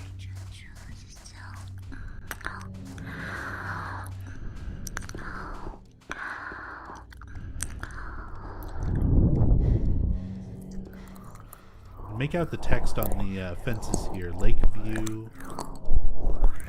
Lakeview Hotel boat launch. So it's specifically a boat launch to get over to the Lakeview Hotel. which we will row across and get to at the end of the game. Boats to Lakeside Amusement Park and Lakeview Hotel. The boat launch. Haleville and South Vale. So that's a good thing to sort of point out. These different districts, these different sort of sides of Silent Hill. Because it is sort of split by Toluca Lake. So on one end you have Paleville, and then that is essentially the other side of Silent Hill that you see in Silent Hill 1. And then this area that you're exploring in Silent Hill 2, South Vale. Just to kind of distinguish the recognizable sort of sections of the town and why it looks different from game to game when you're in different parts of it.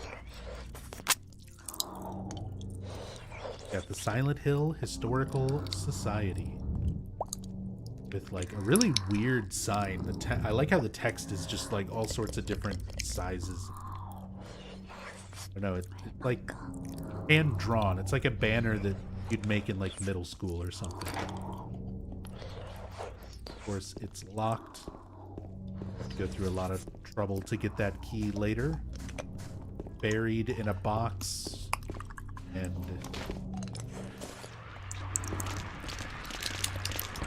screwed shut. Needs to be opened with a wrench.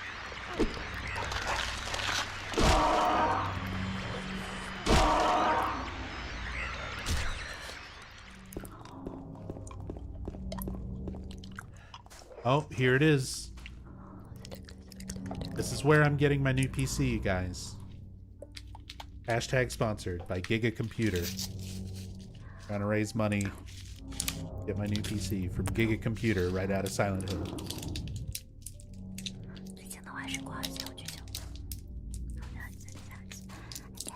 Or lease.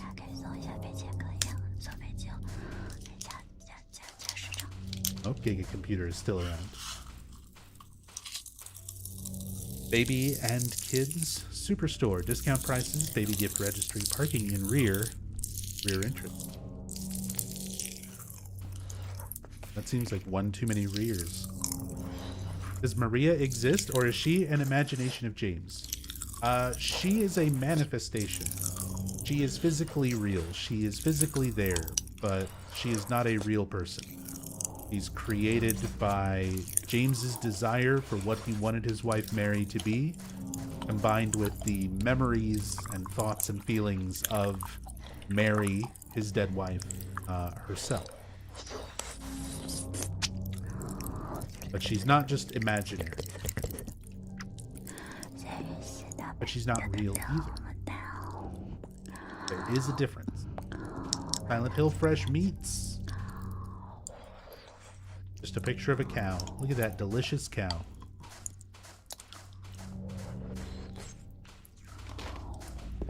And some more mannequins flying at us from off screen.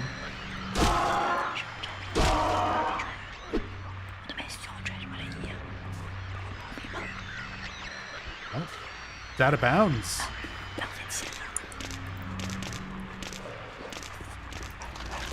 You're not supposed to be over there.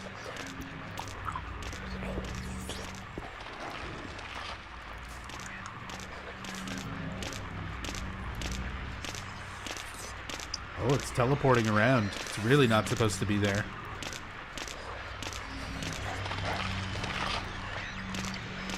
I can still attack it.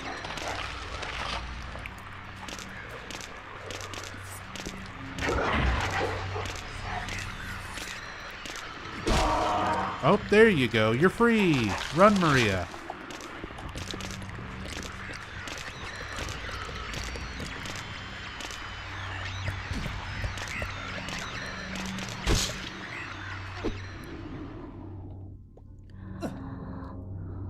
Well, that was something different. Bonked the enemy right out of bounds. Billboard here advertising the Lakeview Hotel.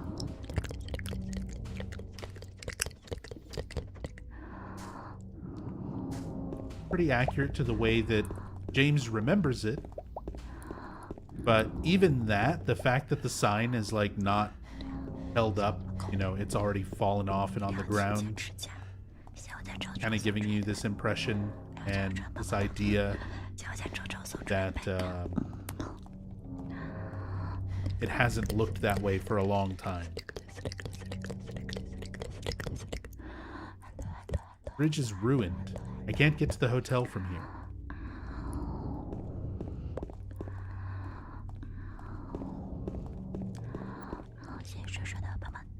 Another corpse resembling James. I mentioned these during the playthrough the first part of the playthrough yesterday, but everything essentially in James's mind is being represented physically into reality, at least the way that he perceives it, by the power of the town. And James has a deep-seated desire for punishment. He knows that he's guilty of killing his wife, Mary, and he wants to essentially be punished and essentially be dead for that. He came to Silent Hill with the intention of committing suicide before having his delusion, coming up with the whole false narrative of Mary's been dead for 3 years and sent the letter. As we come to find out, that never happened. She's only been dead for less than a week. That the letter itself is not real. But James initially came to the town to commit suicide. He was going to take his own life after killing Mary. And that part of his mind that still feels that way, that still remembers that, even through all of his delusion, is being manifested into these corpses that resemble him. We're still coming across these as we progress through the game. And similar to one of these corpses where we find notes to kind of highlight some areas of where we're supposed to go, finding this map also does a similar thing. It kind of marks off where we can't really go and has very clearly Pete's Bolorama circled. So if you're wandering around and you're unsure of where to go at this point in the game, there is your map to kind of give you a clue and point you in the right direction. But it's a lot more fun just to kind of wander.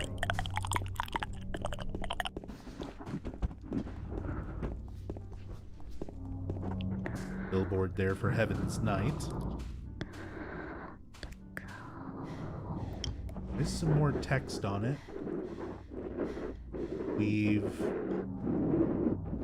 uncovered something.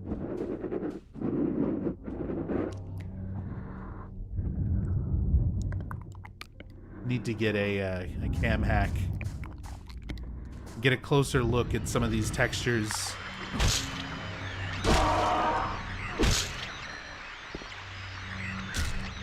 Because there's a lot of little things, a lot of weird little bits of writing that you're not really meant to look at that closely anyway, but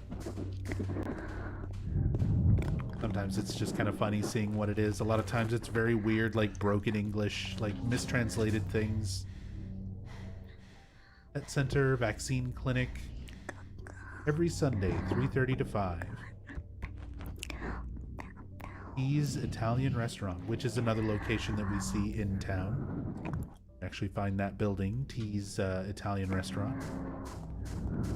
Not a place that you can like go into or do anything with, but you can see the outside of the building, the sign for it.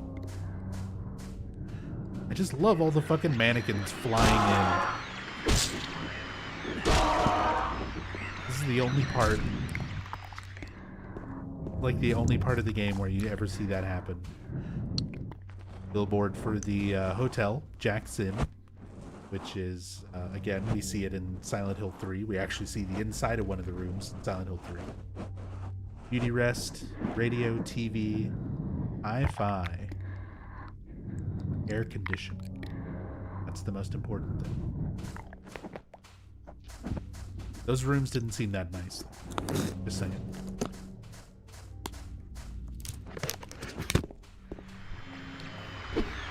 Shit.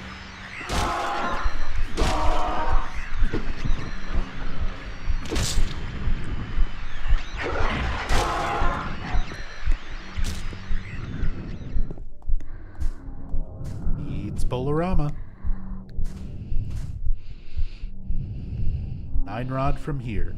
Food, drink. 9 rod from here.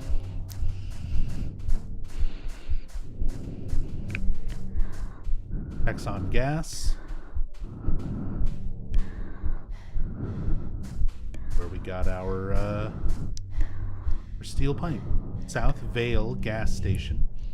Again, more things kind of distinguishing this particular area of Silent Hill as South Vale.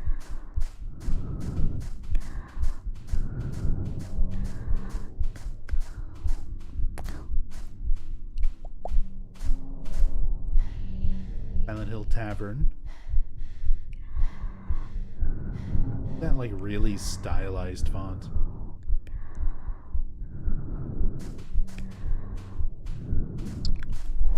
Pass, historic route. Sorry for anyone who's new to these playthroughs, who's like, what is this person doing? But when I say in-depth story playthrough, I really mean going around looking at just about everything. And this game's got a lot of unique little props and textures and things that if you don't really kind of stop and look around, never even notice some of these bizarre little details, like the women stretching and doing aerobics, little stickers on the entrance to Pete's Bolorama.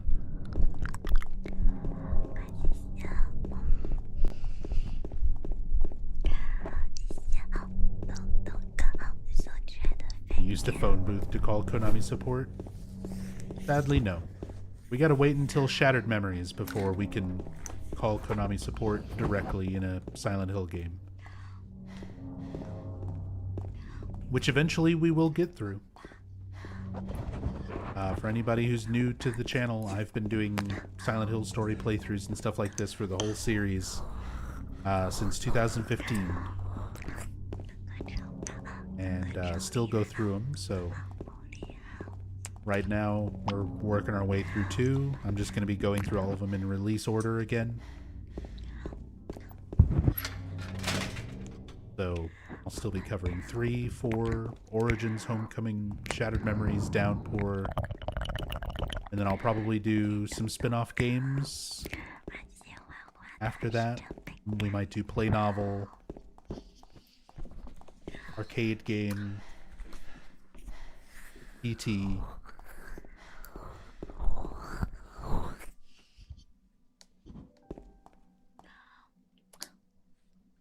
Eventually, this is where Laura runs past and sort of gets away from us. Here's the locked door that leads into Heaven's Night, which conveniently Maria is not going to help open, even though she has the key to get in there right now.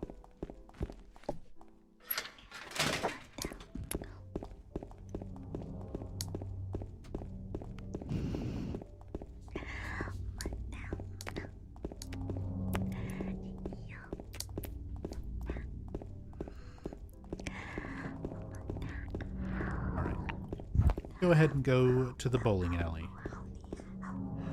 Pete's Bolorama. We get some interesting scenes here, some more information about some other characters, Eddie and Laura. We get one of the biggest mysteries in Silent Hill 2 introduced, and some of the best music on the soundtrack as well. All in this one little bowling alley. I'll wait here. I hate bowling. I didn't come here to play, you know. Hurry back, okay? So Maria also makes up the excuse, you know, that she hates bowling, to not come into the bowling alley with James. And there is a reason behind this, more than just she doesn't like to bowl. So like we just discussed and like we just kind of covered with Born from a Wish and talking about all that today, Maria is a manifestation. She is something created by the town. She has will and she has, you know, perception of reality and sort of her own conscience and consciousness. a bit more than your typical like manifestation when it comes to like the monsters and things. But she is still just sort of this manifested thing from the town. And there's a very unique property to manifested creatures and beings, things in Silent Hill. Everybody perceives reality differently, and everybody perceives things in different ways. Specifically with this game, like, we're talking about the series as a whole, that's a whole nother mess. But specifically for Silent Hill 2, we see things like Angela's father, Angela Orozco's father, Thomas Orozco. Angela sees her father later on when we're fighting the abstract daddy boss creature. James is seeing the exact same manifestation, but he's seeing it as this monster, this creature. So like Angela's perception of reality is showing her actual father. James's perception of reality, the abstract daddy creature, which is sort of just what Angela's father represents, you know, at his core meaning to Angela. So Maria, as a manifestation, would essentially work the same way. So she never interacts with anybody. You never see her interact with anyone except for James. She doesn't interact with Eddie. She doesn't interact with Angela. She doesn't interact with Laura, even though she feels like she has a strong connection with Laura. None of these other characters who are confirmed as real by the developer. Laura's real, Eddie's real, Angela's real. None of them ever intentionally, you know, interact with Maria or vice versa, because they would probably perceive her as something else, which would possibly break the illusion of how James perceives her. So she's very careful and goes out of her way to not be in these situations where other real people are, which is her reason for not coming into the bowling alley. It's just sort of a lame excuse. The I hate bowling line.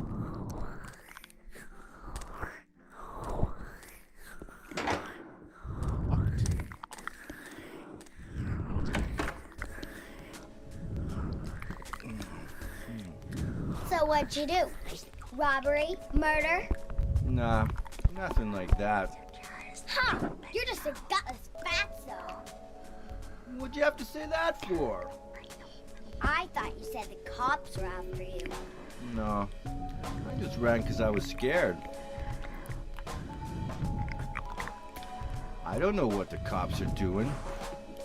But if you did something bad, why don't you just say you were sorry? Well, I guess I run away a lot too. It's no good. They wouldn't listen. Nobody will ever forgive me. Did you find the lady you're looking for?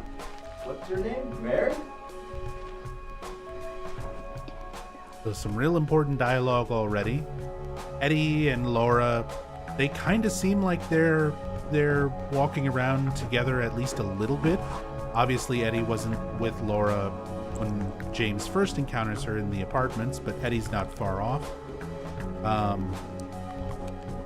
And a lot of people speculate. There's a scene in the intro where it never happens anywhere in the game, but there's a short clip of like a pre-rendered FMV with Eddie sitting outside on the ground next to this white van looking at like a map, and Laura is standing there with him and like kind of kicks his foot. So it's kind of implied, and there might have even originally been more scenes or things that might have been cut from the final game to give this implication that Eddie and Laura were kind of traveling together at least some of the time. We also get a little more of why Eddie's here. So we kind of know what happened with Angela. We're getting the first impressions of what happened with Angela. We'll eventually come to find out, you know, why Laura's here. That she read this letter that Mary had left and misinterpreted it, being an innocent child. Mary talking about going into this far-off, beautiful place, you know, she interpreted that as being Silent Hill, this place that Mary always said was this place that she loved,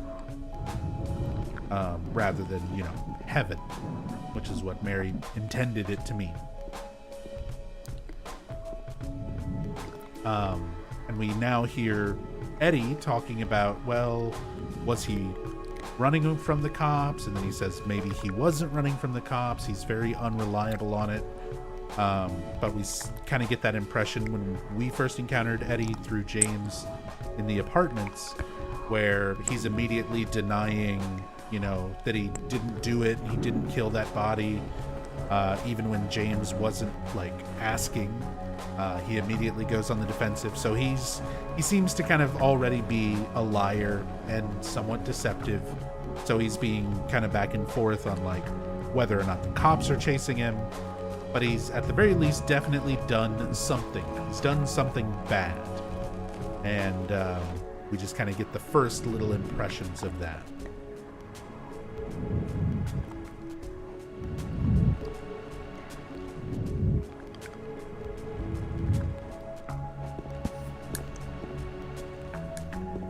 Neat little boxes.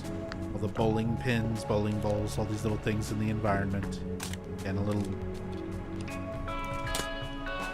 extra detail here and there. Cold drink. This specific cold drink vending machine gets reused in Silent Hill 3 as another asset. A lot of stuff that they made for 2 winds up getting used again in 3 and 4.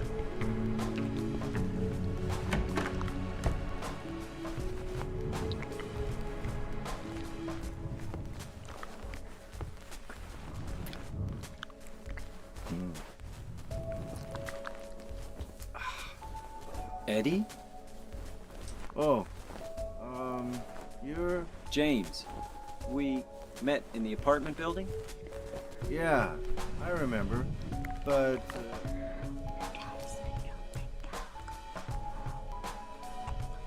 Are you alone here, Eddie? no.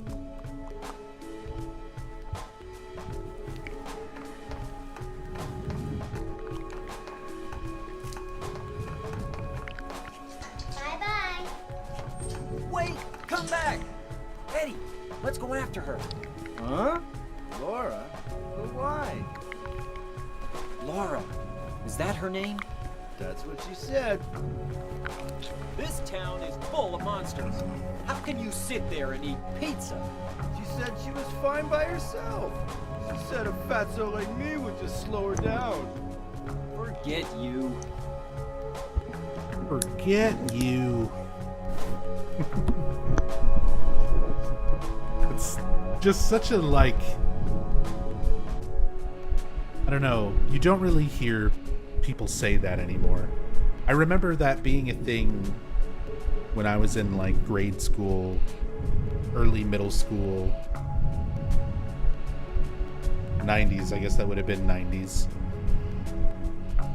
Specifically, like, being a kid where you wanted to say fuck you, but there was, like, you know, a teacher or a parent or somebody around that you would get in trouble if you said fuck you.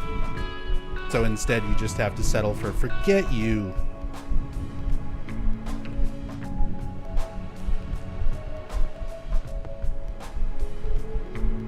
Who is that girl, anyhow? I don't know. All I know is her name. I swear. So Eddie claims he doesn't know anything about Laura, and I mean, I kind of believe that. I don't think Laura would tell him anything, and Eddie is probably more focused on his own shit. Holy. Dude, I am cursed with tech issues. I don't know why the game is, like, threatening to die now, but I don't know what that was. It seems fine. We're just gonna keep going. We get the famous line. We get the how can you just sit there and eat pizza line. And I mentioned this is one of the biggest mysteries in Silent Hill 2, and legitimately it is. Where is this pizza from? There's so many answers, and even when you try to find a logical answer, there's just so much counter evidence. And we're really gonna sit here and we're really gonna go through all of the possibilities of where this pizza could have come from, what would have made more sense, and how it is still mysterious. So the pizza itself, you would think, okay, there's just a pizza place in Silent Hill somewhere, and somehow Eddie got some pizza. And if you look around, there is actually a billboard for a place called Andy's Pizza. But if you look at the cutscene, when the camera's panning past Eddie's pizza boxes, when James is talking to him, you see the logo on the box, and it's from a place called All Stars Pizza. There is nothing in Silent Hill called All Stars Pizza. So if it is from a delivery place, it's not a delivery place that's in Silent Hill, because the only place that's around in Silent Hill that does delivery pizza like that is called Andy's. So that's out. You might think that it's just manifested. So Maria has been manifested for James as something from his desires being made real, and because that is exactly what the town does. One of the things that Eddie is here for is he is self-conscious because he gets bullied about his weight. People call him fat, and he doesn't like that, and he strikes back with violence because he has problems. But that's part of why Eddie is here. So the pizza could almost be seen as a way of the town sort of like taunting him, like giving him more food and putting people in his path to sort of make fun of him as he goes along, and he starts retaliating more and more to those people in his way with violence. So you might think, okay, maybe the town would manifest the pizza for him. It would be sort of in line with his character. But then we have to go back to the rule that I explained earlier with manifestations. In Silent Hill 2, they've got a very specific way that they function. Different people perceive reality differently.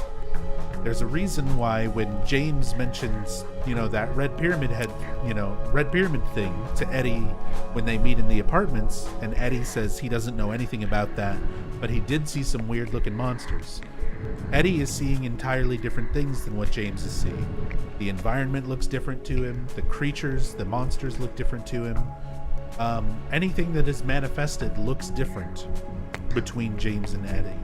We learn later with the Abstract Daddy example that things look different between James and Angela as well. We learn that Laura doesn't see any of the manifestations at all. She sees an empty but otherwise harmless town. So if the pizza was manifested and it was made specifically to taunt Eddie and look like pizza, James wouldn't be seeing it as pizza. So it can't be manifested. It has to be real. So then we go back to where the fuck did this pizza come from? And of course, as many answers do when it comes to Silent Hill 2, it comes from Masahiro Ito on Twitter, who finally solved the mystery of Eddie's pizza. He said it's a microwave pizza. He legitimately said that on Twitter as a joke response to a lot of people asking him about this question. He said that it's a microwave pizza that they sell here in the bowling alley. Which opens up a whole nother set of questions. Where is there this microwave? Where is this microwave pizza being stored? How is it still good? How is there still power? Why is it in a delivery box? But of course, it's just Masahiro Ito being a fucking troll and giving a joke answer to something that was never supposed to have that deep of a significance in the first place. Did I mention I fucking love this game? Can you tell?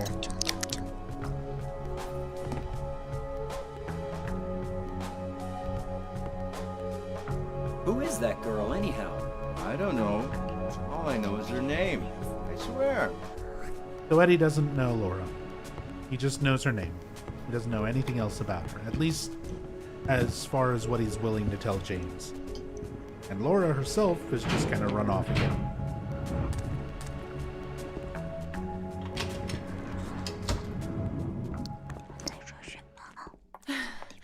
Did a little girl run out of here?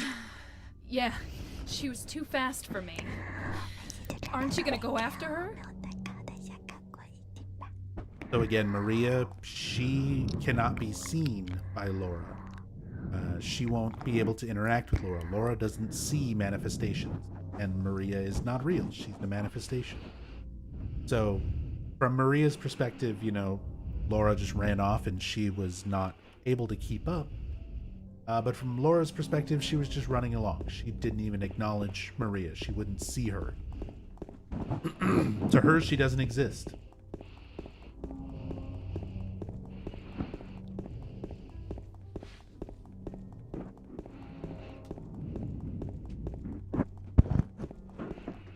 Now, this area that we explored earlier will actually get cutscenes back here. She went through there.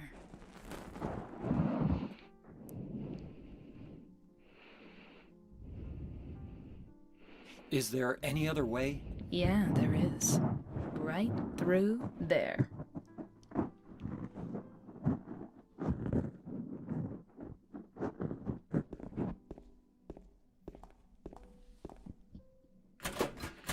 It's no good. It's locked.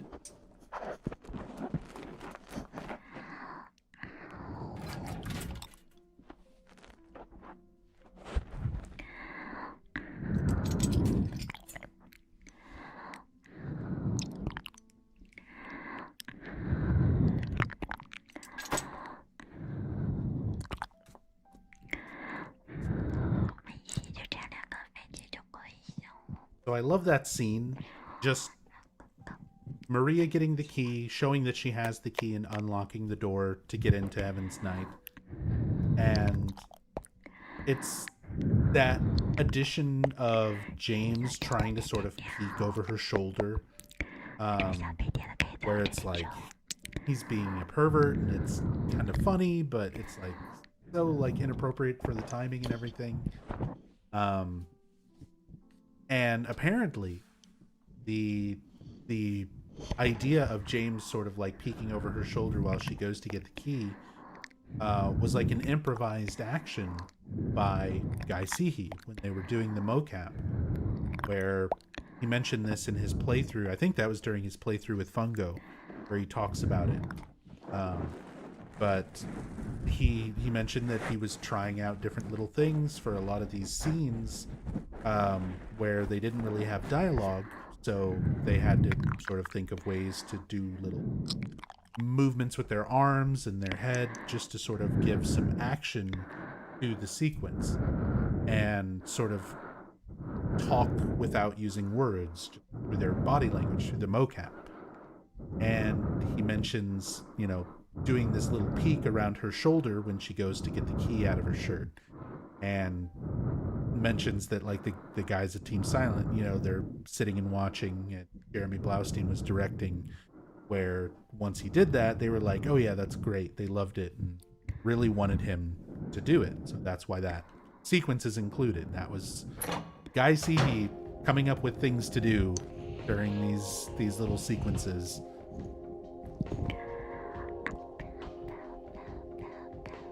And now we're in Heaven's Night.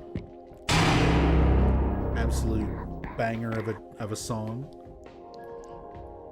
Vogue Rogue, welcome back. Thank you so much for the Prime sub. Very much appreciated. Thank you so much. Thank you for the chills, Silent Hill content. Hey, thanks for enjoying it. Thanks for being here. Supporting me, allowing me to do this. Hey, what's up, Mizzy?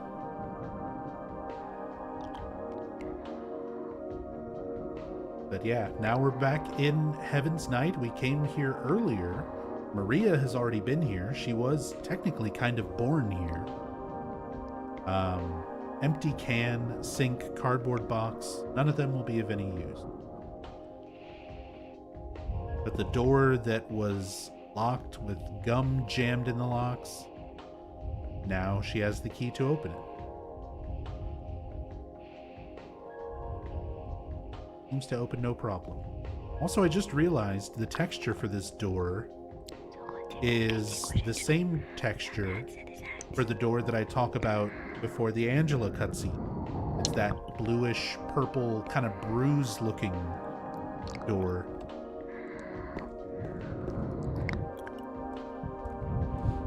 Flower vase, there's nothing else of interest.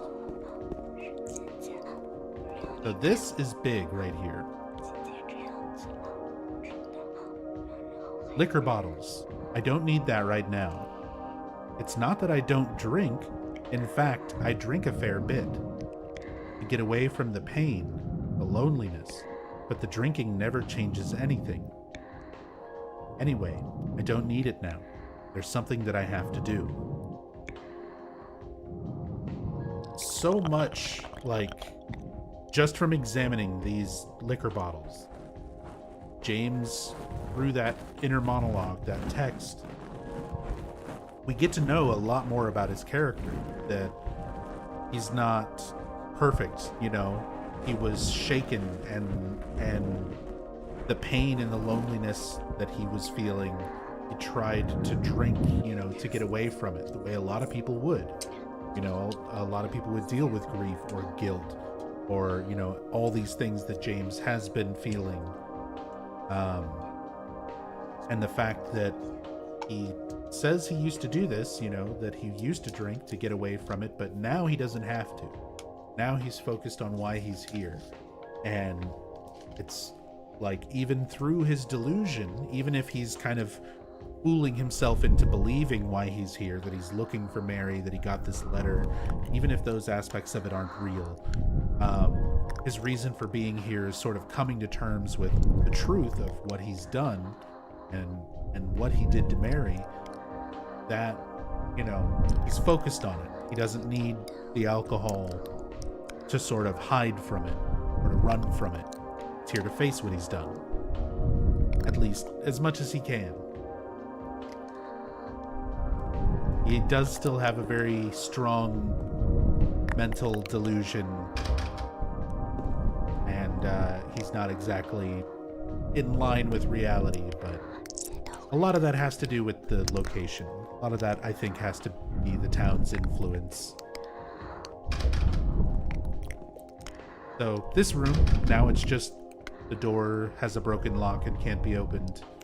But this is the back room where Maria was essentially created, where she very first starts in the Born from a Wish sub-scenario. Wish he had more inner monologues like that. It's one of my favorite things about Silent Hill 3. Same. Silent Hill 3 has a ton of dialogue like that when you examine things in the environment as Heather. She says something about almost anything that you can look at. Even if it's very minor, she gives like a little bit of insight. With this game, it happens, but it's very rare. You know, it's just every once in a while. Got a first aid kit. Just a regular stage. There's nothing strange about it. And there's no pole dance Easter egg either. Stop asking. It's bread, so even if you want to go to the tried and true meme of it's bread, there's more dialogue than just it's bread. It's bread is just the first thing that it says when you first examine the bread in the bakery in Silent Hill 3. Heather has more dialogue after that. She comments about it, that she doesn't feel like eating. She gives some introspection on random everyday stuff in the environment that you go to look at. She doesn't just leave it at it's bread. And that's kind of the thing. Silent Hill 3 is great about that, where almost everything you look at, there's descriptive text that describes not only what is there, but kind of how Heather feels about it, or what it reminds her of, or makes her think it's gross, or, you know, anything like that. It gives us more insight into her character. For James, only a handful of things that he actually talks about like that. Heaven's Night. Again, I just kind of love the vibe in here. All the neon lighting. Turn your flashlight off and get a better sense of it. Really good music. eerie but kind of chill.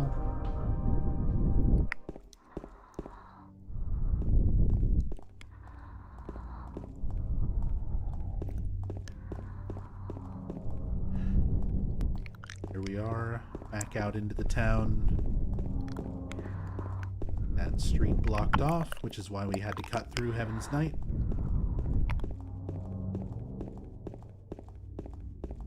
Game kind of forces you in this direction towards Brookhaven Hospital. Next big area. Over there!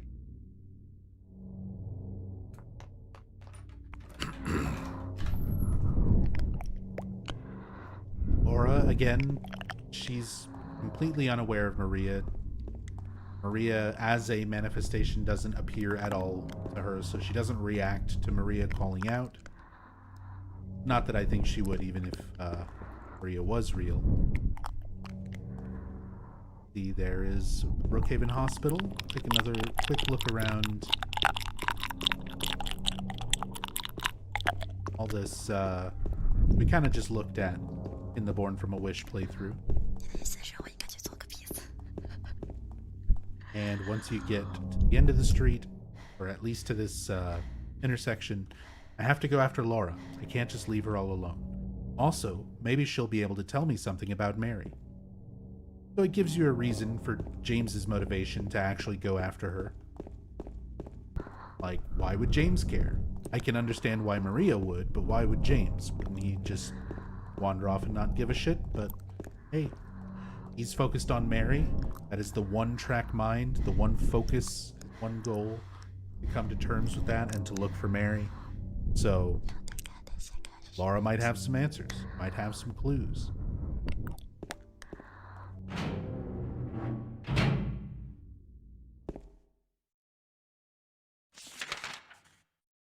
Map to Brookhaven Hospital.